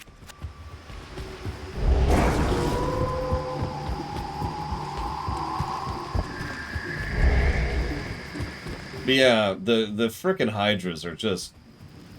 I mean, they're a mean spell. I pointed that out already. They're a mean spell for you. It's just they also happen to be a mean spell for them. So, you know, yay. So, if you've been paying attention, you notice I'm actually employing a deliberate strategy here. That's to try and split them up as much as possible. Because they will follow you quite a ways. They have a huge leash radius.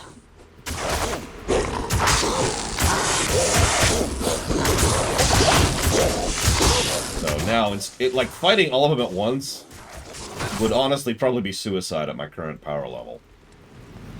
One at a time? Yeah, I can manage that. Push back.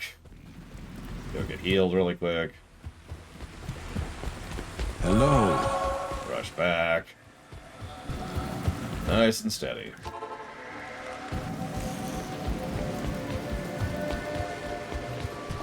We have 2 more to get? 2 more big ones anyways.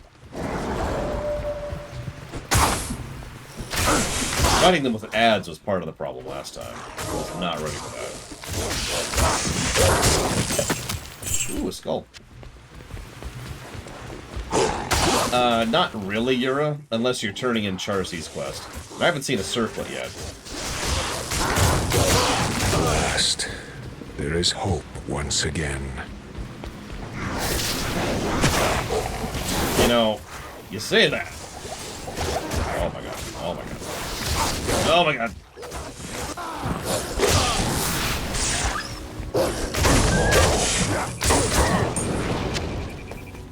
Hey, Disco. How's the SA mines? Don't get the SA lung. I love that. Ask Kane for help. Why? That's probably not worth the inventory space.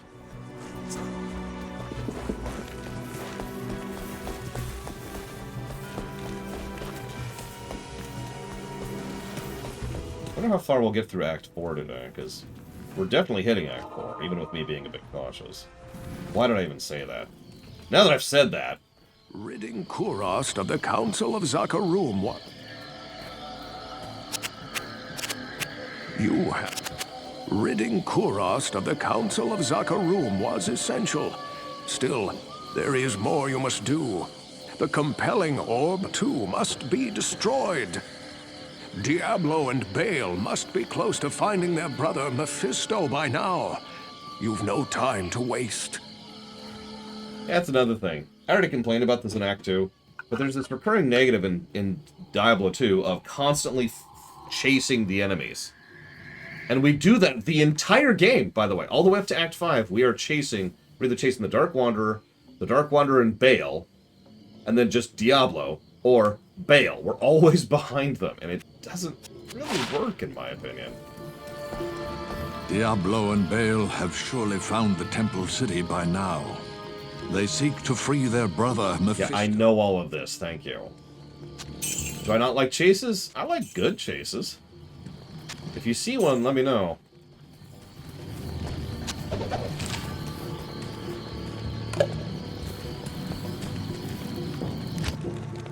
I like this game a lot. I think the number of positives I have layered on this game probably gets that across. But as I mentioned earlier, the story starts to fall apart more the further into it you get. Oh, there is one left. Okay, it's just a minion. It's just a minion flinging hydras. Oh, God. Oh, Port Rune. That's an interesting one. Okay. Yeah, no, this is gross. Oh, God, that is actually really gross. That is legit. So, okay, I'm going to give a what are we going to call the Bloodborne warning here? Because if this is what it looks like outside the Durance of Hatred... Huh. I can't. All right,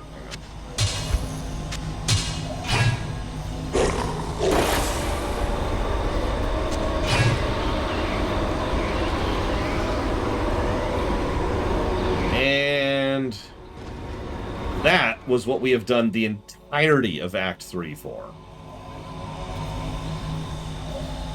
Well, this is the remake, or this is the original Evo. So I think you're wrong. Because that's it. Like, that's what it looks like.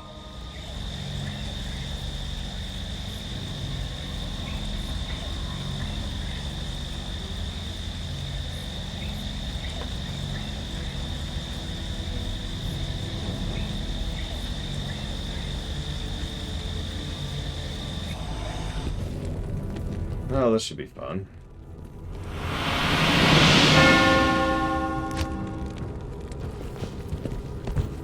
It's very dark. Yeah, me and my friends used to make fun of the Durance of Hatred by pointing out how incredibly gross it was. There's a bit of a coping mechanism because none of us were particularly fond of gross. But even back in the original, the Durance was pretty gross. You know, there's literally pits with, like... So, okay. See those pits? So it's hard to tell. But the way this works, and this is a real thing, which is even worse.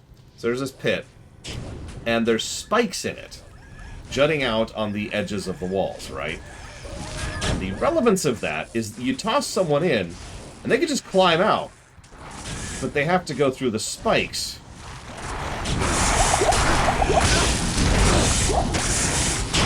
Oh my god. Oh my god! Also, this is a good time as any to mention that the enemies down here can hurt. I mean, that's been true for all of Act 3, but it gets much worse in here.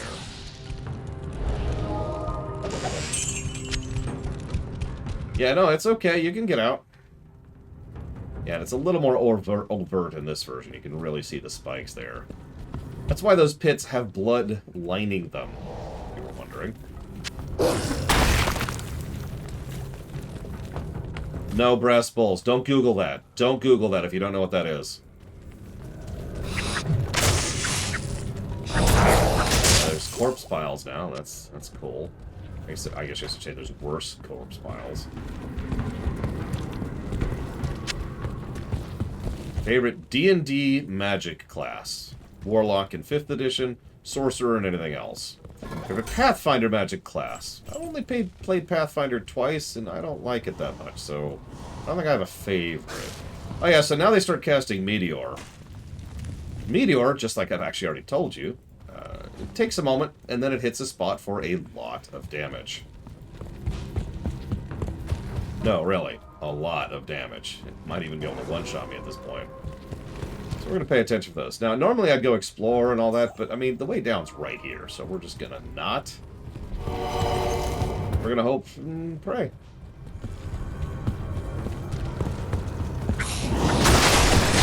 Oh! That was most of my health. Okay. This is a really bad setup.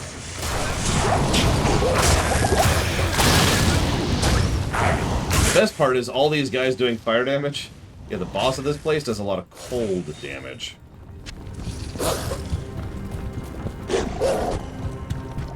As you can see, they're also fleeing casters, just to add that little screw you on top of everything else. Also, this dungeon is another one of those very random ones, as in, it could take a very long time to go through, or you can push through it in a couple minutes. Kind of depends. Nothing but luck. Oh goody, we've also got the stun lockers back.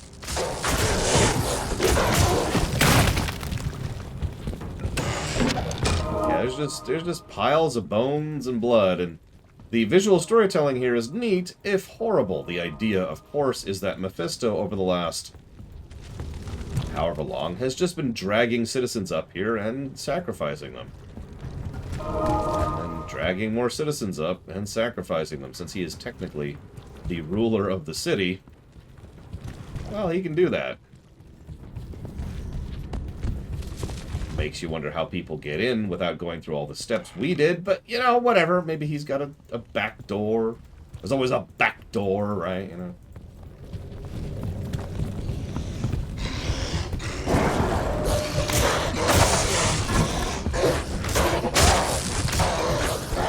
Where'd my octopus go? There it is.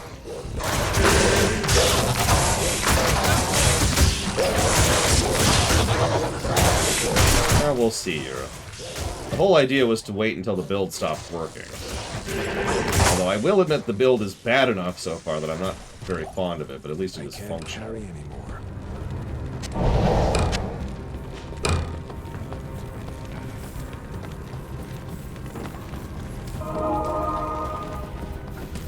Listen.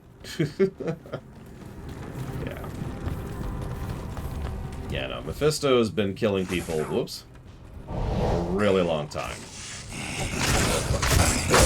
Do you know how hard it is to find virgins these days, Udor? Oh my god.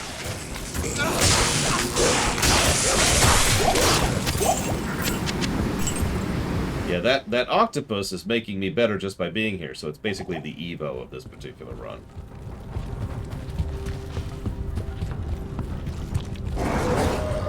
One of the things I was looking for. I'll go ahead and use it. Greetings. Greetings. Good. Nope. Money.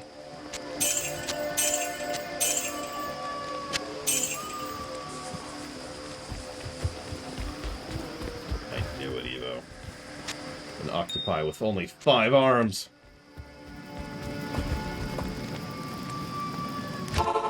Listen, I'm not big on vampires, okay? I'm a lich myself, and we don't have a great history with vampires. They stir up a lot of trouble.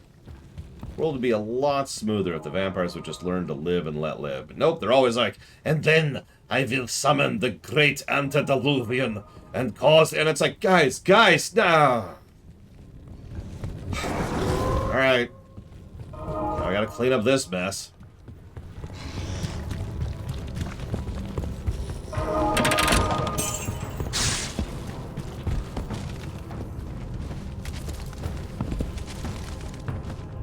Oh my god, Evo. Alright, I've rescinded my earlier positive comment. So I'm gonna be cautious here because, believe it or not, the trash leading up to Mephisto is usually harder than Mephisto himself. Partially because it includes more of these freaking council members who are in love with Hydras. And as we've already talked about, Hydras are bad. They're great, actually, but I don't like them being pointed at me. It's like a rocket launcher. It's like, oh, this is such an amazing weapon. Oh god, it's shooting at me. No! Okay, we're gonna back up. This. Try to get rid of this guy, at least. Wow. Not what I was hoping for, but, you know, interesting. I can't carry anymore. Oh my god, that is becoming a thing, isn't it? That's just... That's... Okay, fine. Okay.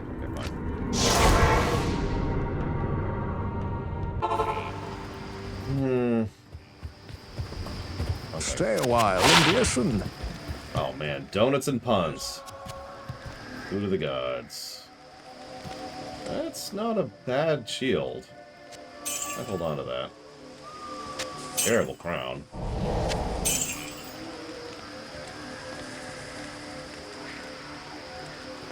Cold resist and freeze duration. You know what? Yeah. We're gonna do that.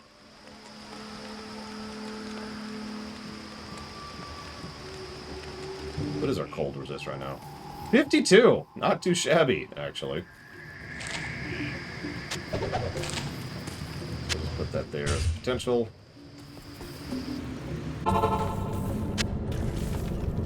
Oh, I forgot to res the guy. Oh, whatever. So ignore the literal fields of blood. Just ignore them. Just... They're not there. They're all sleeping. It's actually Jello. You know how, like, Jello kind of becomes a little more viscous, a little bit less solid? You just leave it out too much. That's what that is. That's what that is. Also, real talk, like, so you see how those are just piles of red, bloody bodies? And there's just a sea of blood everywhere. I want you to picture what this smells like. Picture the smell. Just the smell. Nothing else. Oh, God. I couldn't get out of it.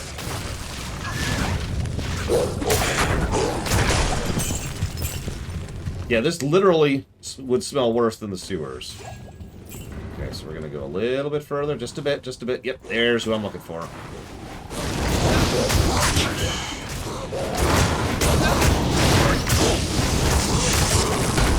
That's a second set item. That is 2 more set items than I thought we'd see in this particular playthrough. Both. Yeah, especially since we're a werewolf right now, Eva. What do you think our sense of smell is like at the moment?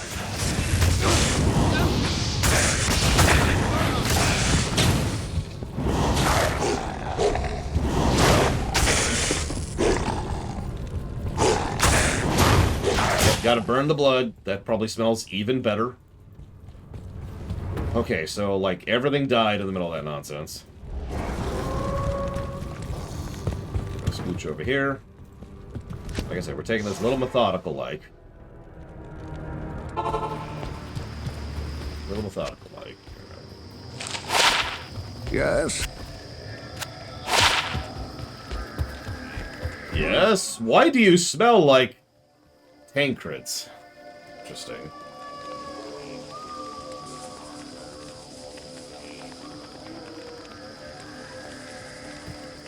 Honestly, I think I'm gonna put that on the minion. My God, Disco. Yes, this is Tancred. God damn it. Oh, right, he's dead right now. Hey, wake up so I can give you this helmet. What's it made out of? Your own skull! Because we're being metal today. Hello. Yeah, you've got a junk helmet here. Have something that increases your damage. I'll put that to good use. Not by as much as I'd like, but it's something.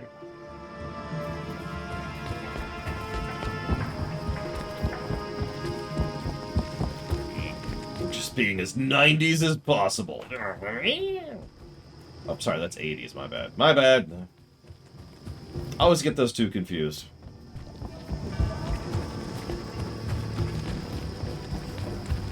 Yes? God.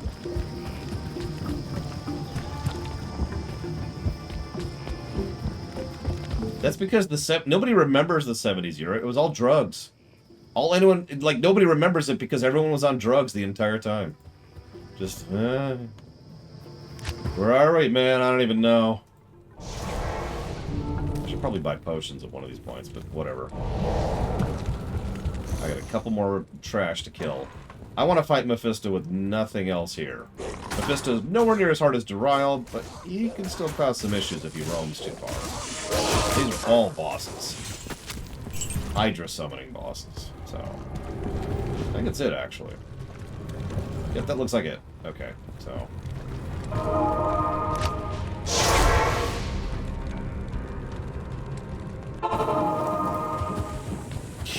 You see, Eon Dragon gets it. Reminds me of a joke from Bob and George. Props if you even recognize that name. At one point in the story, one of the main characters shows back up. And everyone's like, where the hell have you been? Response, drinking. the joke is that the author had actually kind of forgotten about that character for a long period of time. And so it's like, oh crap, he's supposed to reiter the story. But in lore, it'd been like a year, so it's like, where you been drinking? For a year? Well, what I can remember of it. Ugh. Anyways.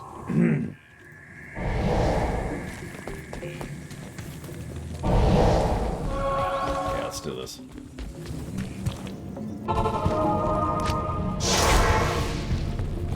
Mephisto time. He looked really dumb in the original. He looks... Oh my god, it's like a truck. That's cool. Get to the ads. Get to the ads. That's not good. He hits really freaking harder than I remember. Oh wow, he hits harder than I remember.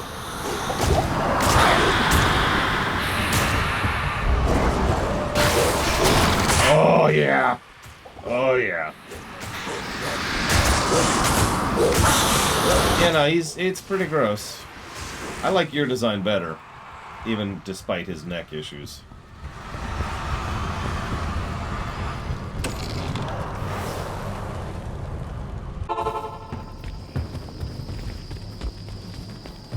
Greetings.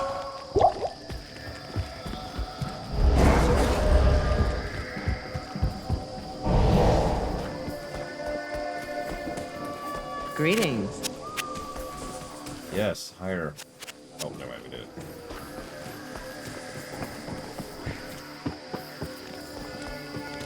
Oh my god. Here's a question. How many negatives do you think Diablo's gonna get in Diablo 3? Hello. I'm thinking at least 1. Possibly 15. I don't know. We'll see when we get there. Because, yeah.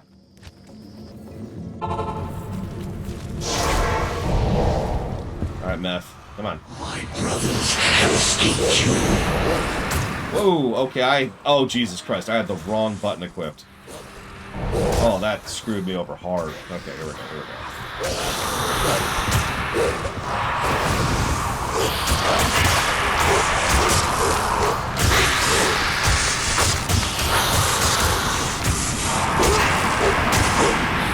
Look, Bregman knows I like tips and all, but, within reason. All I'm saying.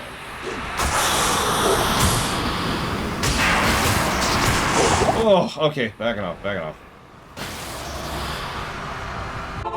I mean, honestly, not the design, no. I don't give a damn about the design. But everything about Diablo and Diablo 4 is, excuse me, Diablo 3 is, why are you here? The fight's okay. I don't mind the fight. Hello. I've certainly done it plenty of times. So let's not have the wrong ability equipped this time. Yeah, sorry, I've been concentrating. Here, we'll go ahead and show off just how not he looks. You can see him in that nonsense. That's the old Meth. It's actually pretty much the same design, just, you know, a lot harder to see. And he's dead.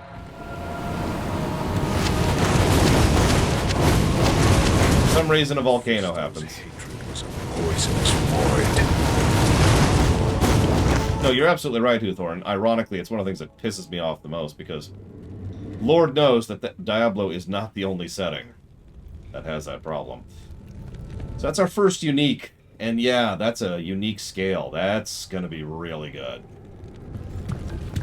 For now, let's hit Act 4.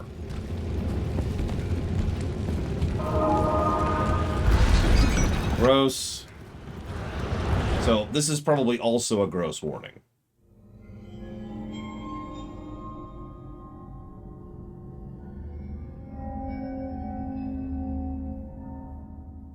Hopefully Diablo looks like he's not a Puppetron this time around. I did as you told me, Tyrael. I found the temple of... How? How did you get in here? In the deepest recess... How did you reach this place? And how did you get down here? A dark gathering. My companion, the Wanderer. Talrasha. And a great evil who could only be the Lord of Hatred himself. Mephisto. I heard a voice then, like 1,000 needles in my heart. My brothers, at long last we stand reunited. The infernal gate has been prepared, and the time of our final victory is at hand. Let the way to hell be opened. And the evil that was once vanquished shall rise anew.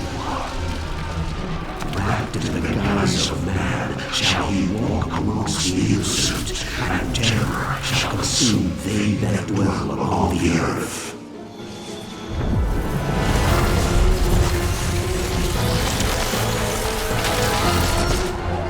The skies shall rain fire, and the seas will become as blood.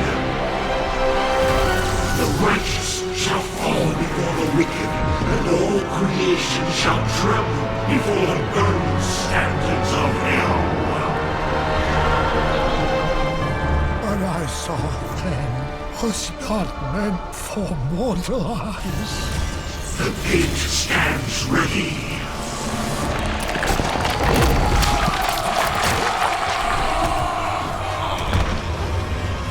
Now, my young brother, the time has come to assume your true form.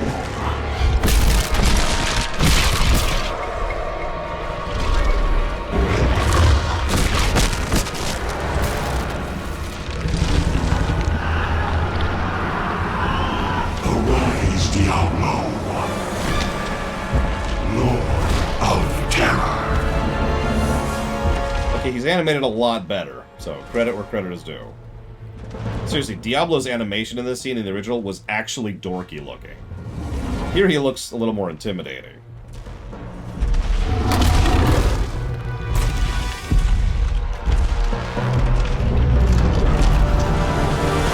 You are the harbinger of our return, Diablo. Send forth your terror into hell.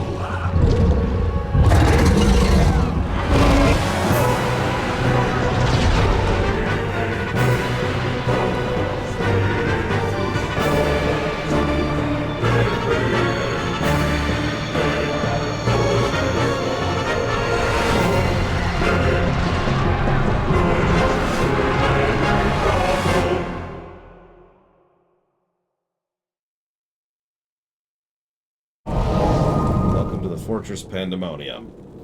They don't talk about it much, but this is actually built by angels. It's also way bigger than this. We see a lot more of it in D3. So we're seeing like one room. Like that, you can barely even see it on the minimap. This, hang on here, watch this. See this? See that room? Okay, there's the waypoint.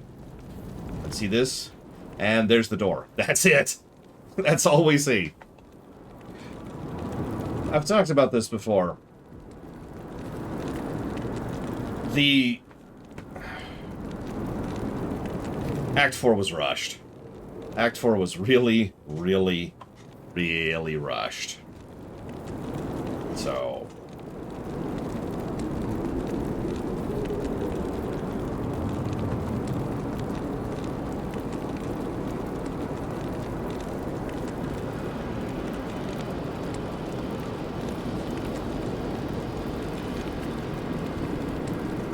Look, he is very well paid, Venters. I know someone who can get Bavarian cream in the jungle.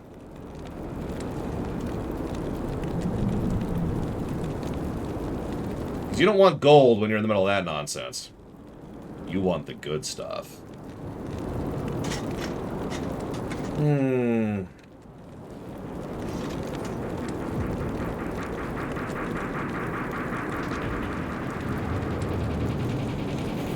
So, here's someone that most people who've played D2 know that name.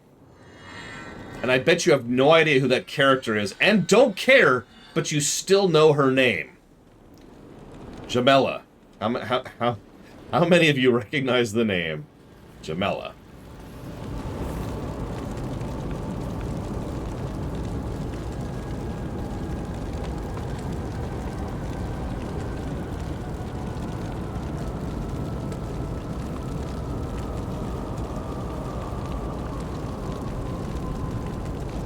Oh my God, Von Falkenstein, you're fired!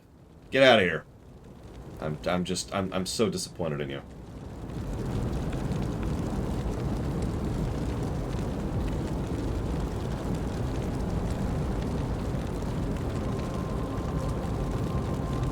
It was well weakened by its civil war.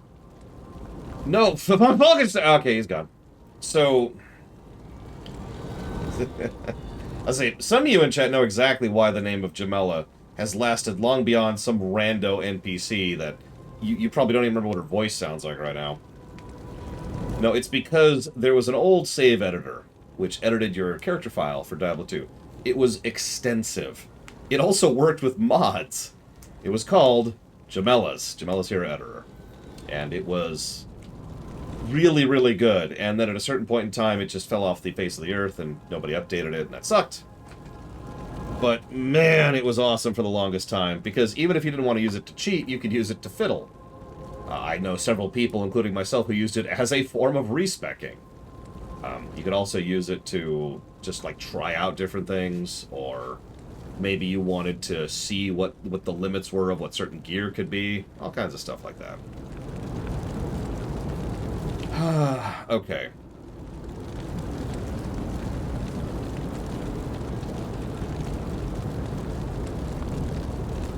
It is not possible to max all skills in the game. But yes, using the tool, you can max all skills. Because skills actually... So I mentioned you can put 20 points into them, but you can actually add points on top of that with gear. The actual cap for all skills was 99. And let me tell you, few things are as amusing as playing a Necromancer with skill 99 in Skeletal Mages.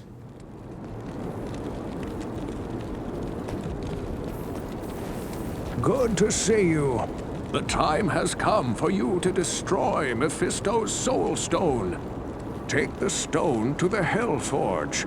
Place it upon the forge, and strike it soundly with the hammer. Only by doing this can you prevent Mephisto from manifesting in this world ever again. My connection's been interrupted. What?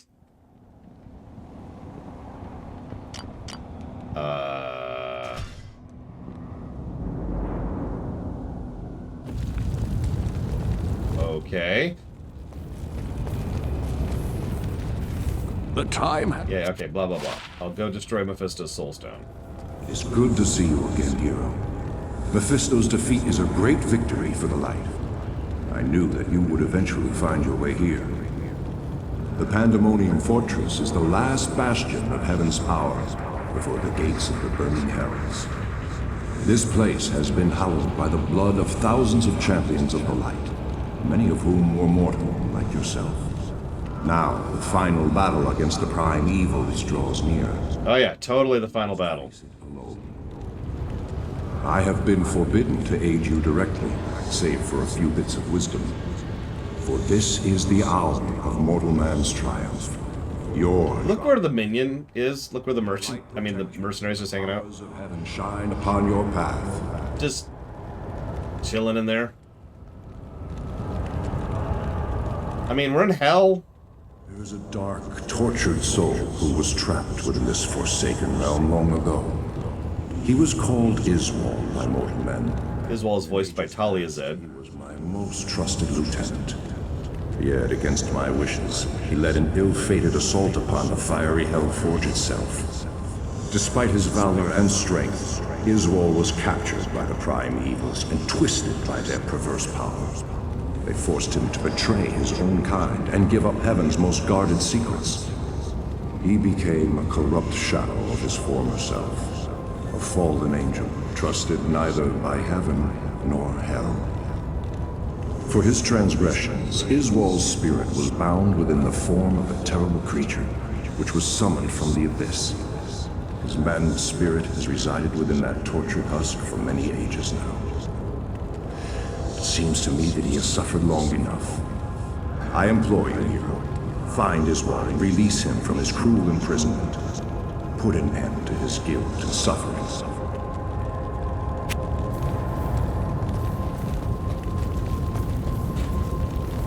Here's Jamela. Hail to you, champion. She's where we buy potions, and scrolls, and armor, and weapons. Crystal sword. And she's our gambler. And over here... What do you need? ...is our repair guy, and armor, and weapons, and everything. It's all these two. But that's what I wanted right there. We'll go with that one. Don't even care, because now we have all the slots, which is what I really wanted. Get rid of that. Get rid of that. I'll think about that in a minute. Get rid of that. Hawk mail. Unique. Defense a lot. Faster run speed. Increase cold resist. Increase cold resist. Cannot be frozen. Yep. And trust me when I say that is worth it. Here. So, as much as I hate to admit this, so we're probably not even going to give a brickwork positive for the Pandemonium. This, like I said, this is this dinky tiny hub. This is it. And before you ask, it's pretty much the exact same thing in the original. Very little difference. Obviously, there's the usual added doodad design and visuals. That's cool. But this is it. This is what we got. However, by total coincidence, by virtue of being unfinished, it's actually pretty good from a gameplay perspective. Because you pop in here, there's the waypoint, here's TPs, you rush down, she heals you, she trades, she repairs, you buy potions, you go over here, sorry, repair, and then you're right back out. Everything is very close to each other and very well laid out. Go figure.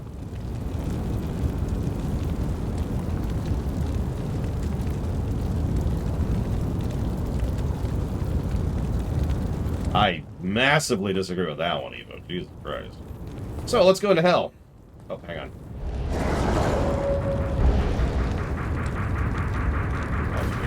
Okay, hell.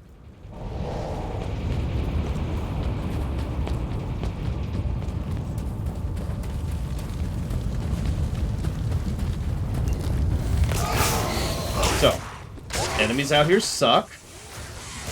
So we've got the Balrogs, which all have the Inferno ability.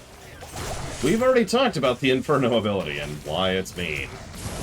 Then we have the creatures that spawn minions. Those minions do not give any loot or gear, or experience, excuse me. So they're just a waste of everything. Then we have the guys who eat corpses to spit them at you.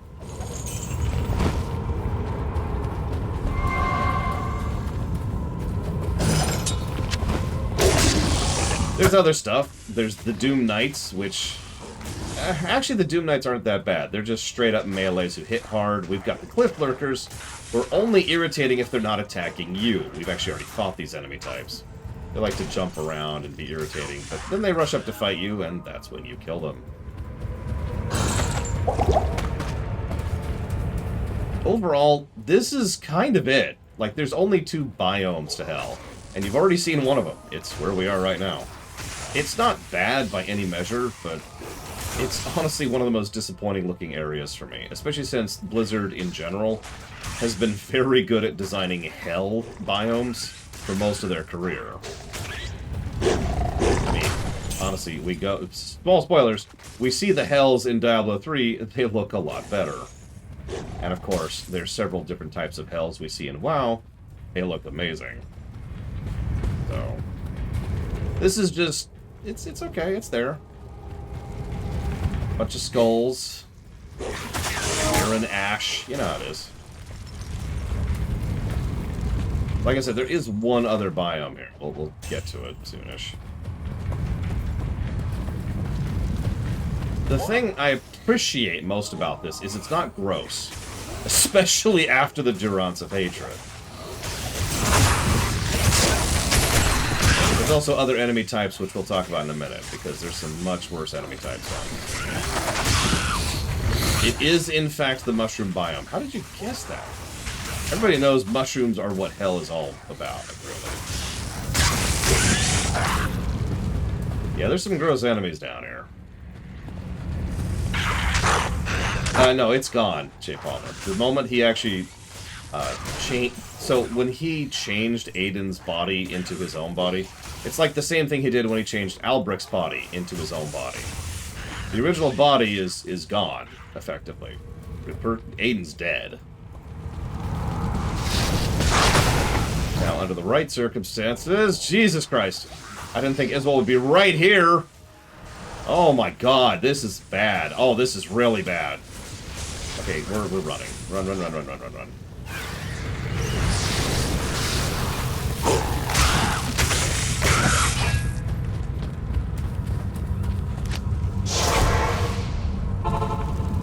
We're cool.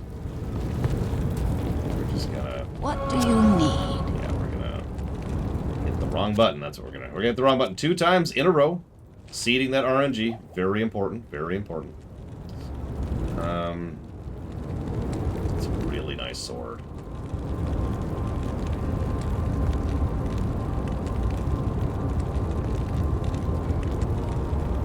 Really nice sword. That might actually be worth it. Hang on. We manage that, so it's 71 strength. And 45. Yeah, we got that. Stuff like this is why I don't spend my stat points, because I know I'll need it at some point to equip something. I think I already said that, but I'm just demonstrating that even in Act 4, I'm still doing that because it still works. Alright, he's dead. Yes? Why do I have to pay you to resurrect the guy, Tyrael? Look! It's expensive.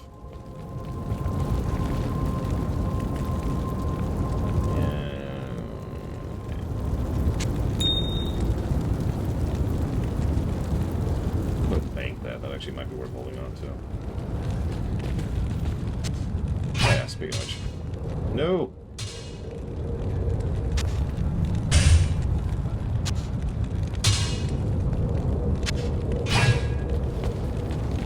Good night, Crazy Norse.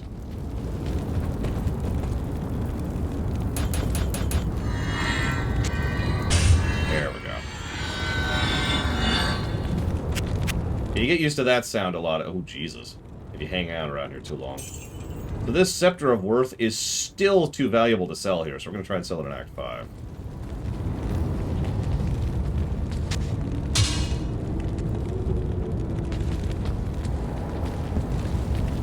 So anyways, we found Iswal. Yeah, I guess we should kill him. Yes.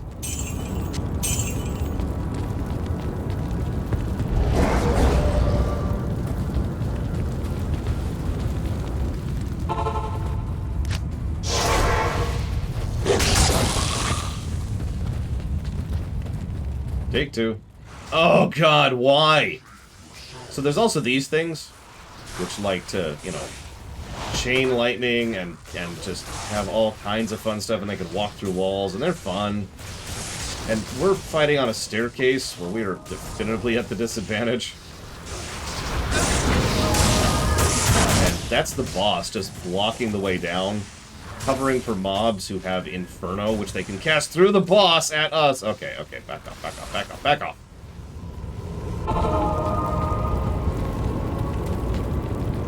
Hail to you, champion.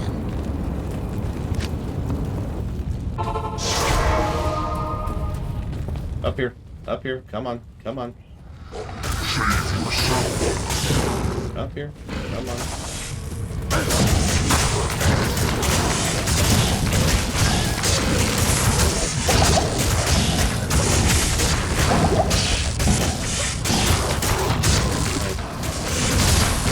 Nope, couldn't quite reach him. I was trying to... Okay, well now he comes up. You jackass. Right over here. Come on, over here. Over here. Oh, that might be bad. Look at this then. God damn it. Well, whatever. They're moved. That's the important part. We moved them. Alright, so you... We have done no grinding, no. And we are going to do no grinding. What do you need? A lot of stuff, actually. Let's do this, and then this, and then this.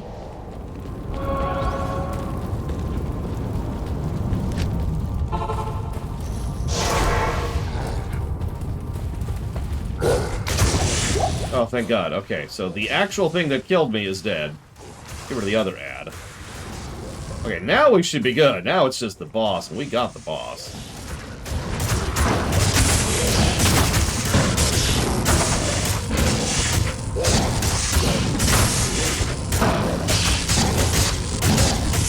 It's one of the reasons I find D2 speedruns so fascinating, Letteralls.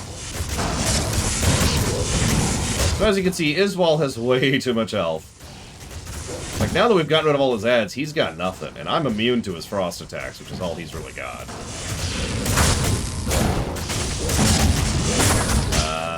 Yeah, this is the boss fight.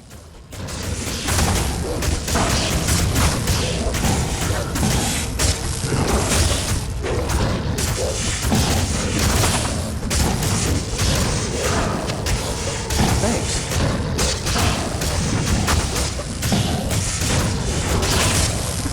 Yep, just cutting down a tree.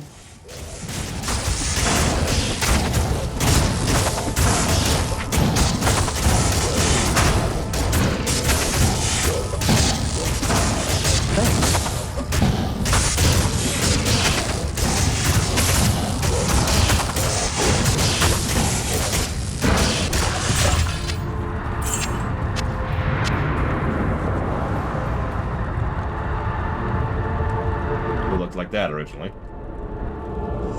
Tyrion was a fool to have trusted me.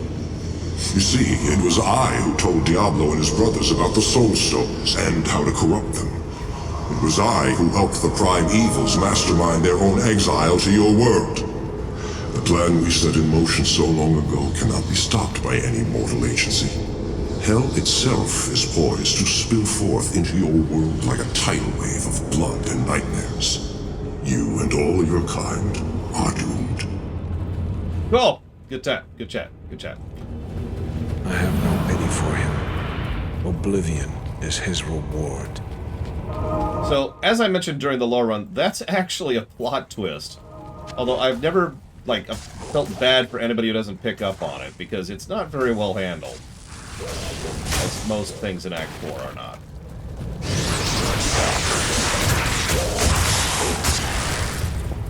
No, he gets a Tom Cruise movie, Disco. No, it's a plot twist. So, something that was known at this point already in the lore is that the lesser evils banished the prime evils into Sanctuary, and that's what led to the Soulstone incident several centuries ago. Cool. And now I get a resist fire shrine, sure. But, oh god! Resist fire my ass! I am not fighting all those.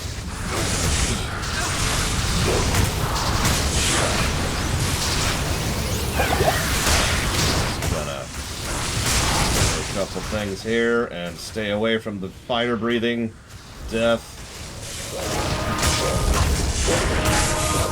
Okay, we're oh my god, oh my god. Okay, yep, this is an enemy set we are not dealing with. That's what this is. We're also out of stamina, which is the perfect time to be out of stamina. It is plus to stamina, am I right? Greatest mechanic that has ever been invented in the history of the ever. Wow, we got really good luck on Iswal, and now we can't find the damn door. And by door, I mean staircase. But yeah, no, the fact that the Prime Evils actually orchestrated their own exile was the big plot twist.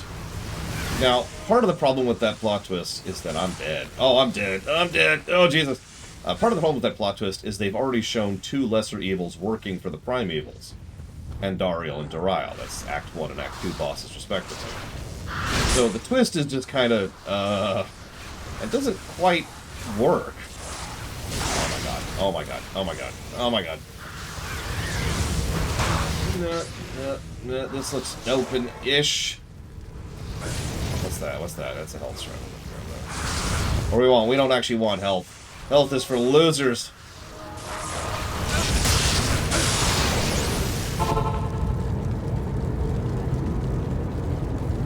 It's a big plot twist problem. What can I say? Stay a while and listen. Hey, your dude was evil. Thank you, Hero, for putting Iswal's tortured spirit to rest.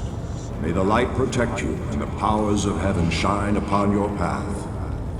But if what you tell me is true, then I fear that we have been played for fools all along. Iswal helped Diablo and his brothers trick me into using the Soul Stones against them. Now the stones' powers are corrupted. The combined powers of the Soul Stones under their control, the prime evils will be able to turn the mortal world into a permanent outpost of hell. Yeah, Von Falker said, that's why it's a plot twist. They arrange their own exile. They're the ones who are like, hey, you should totally beat us up. And they're like, you got it. Oh, man. The Dark Exile. We've been defeated by our own people. Oh, no. We've been sent into Sanctuary. What will we do?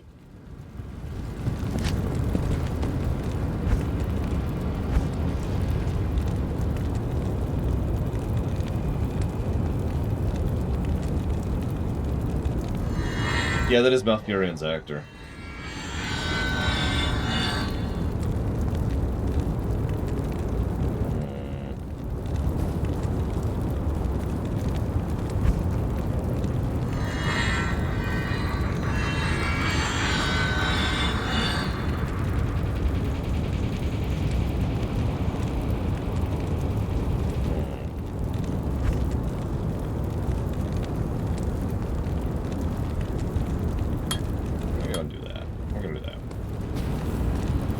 Hail to you, champion.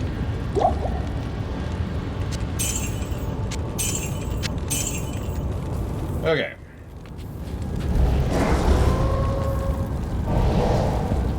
Okay, so as I was saying...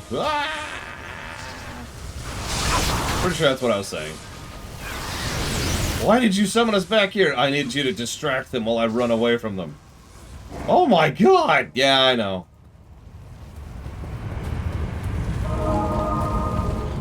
It's okay, your sacrifice will not be in vain. They will torch you forever. You will be experiencing hellish, nightmarish torment when my great-great-grandchildren are born. But it'll all be worth it. God, I run out of stamina so fast here. God, I am not having good luck at all. This place is not fun. Holy crap. Okay. So we got that. We got that. That one here. Well, I hope you enjoyed D4. I hope you're seeing me play it anytime soon. You're probably thinking, why? Well, first of all, it doesn't come out till June, so that's kind of the first and most important reason. There's actually a second reason. It causes issues to certain graphics cards, one of which happens to be the one I'm using. So, unless that stuff is fixed, that ain't happening. Okay, we are having extraordinarily bad luck. It's got to be southwest at this point.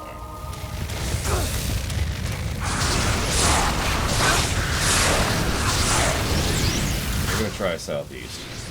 Oh, nothing big, J. Palmer. Just, you know, destroying the graphics card and forcing you to buy a new one. No issues. The problem is, what the actual answer to your question is, it bricks it. Now, the problem is, oh my god! The problem is what bricking means. Jesus Christ! Kind of depends. There's a lot of different things that can happen for bricking. All the way up to, again, your card is broken and will never work again.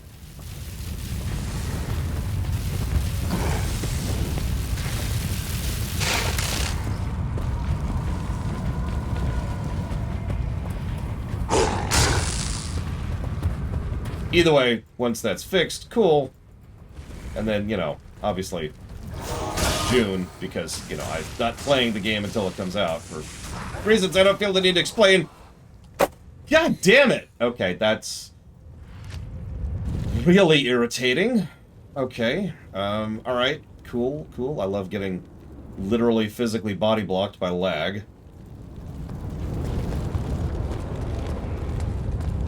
Good day. Cool. So, here's the fun part. We get to run that without gear. The whole way. The whole thing.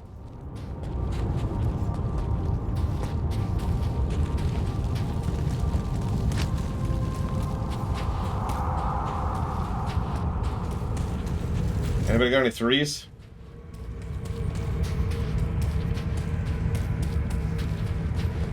Legally speaking, Blizzard could just claim it's not their fault.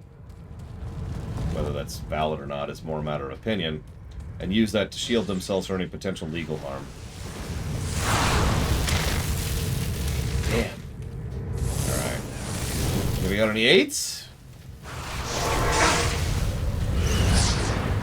God damn it! If I haven't already given a negative to stamina, I need to give a negative to stamina.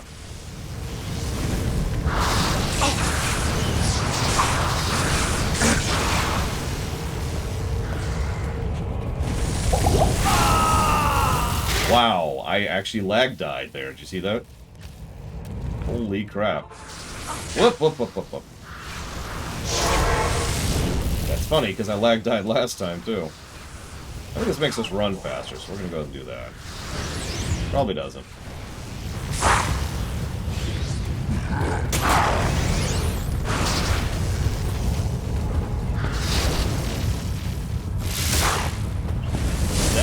Lag! Lag! Can't move.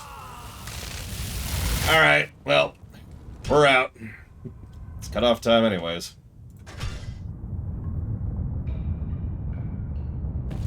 Get our corpse back. Tomorrow, at 11 a.m., excuse me, at 10 a.m. Eastern Standard Time. Man, we look ugly. We will go ahead and continue slogging through Act 4. And probably beat the game.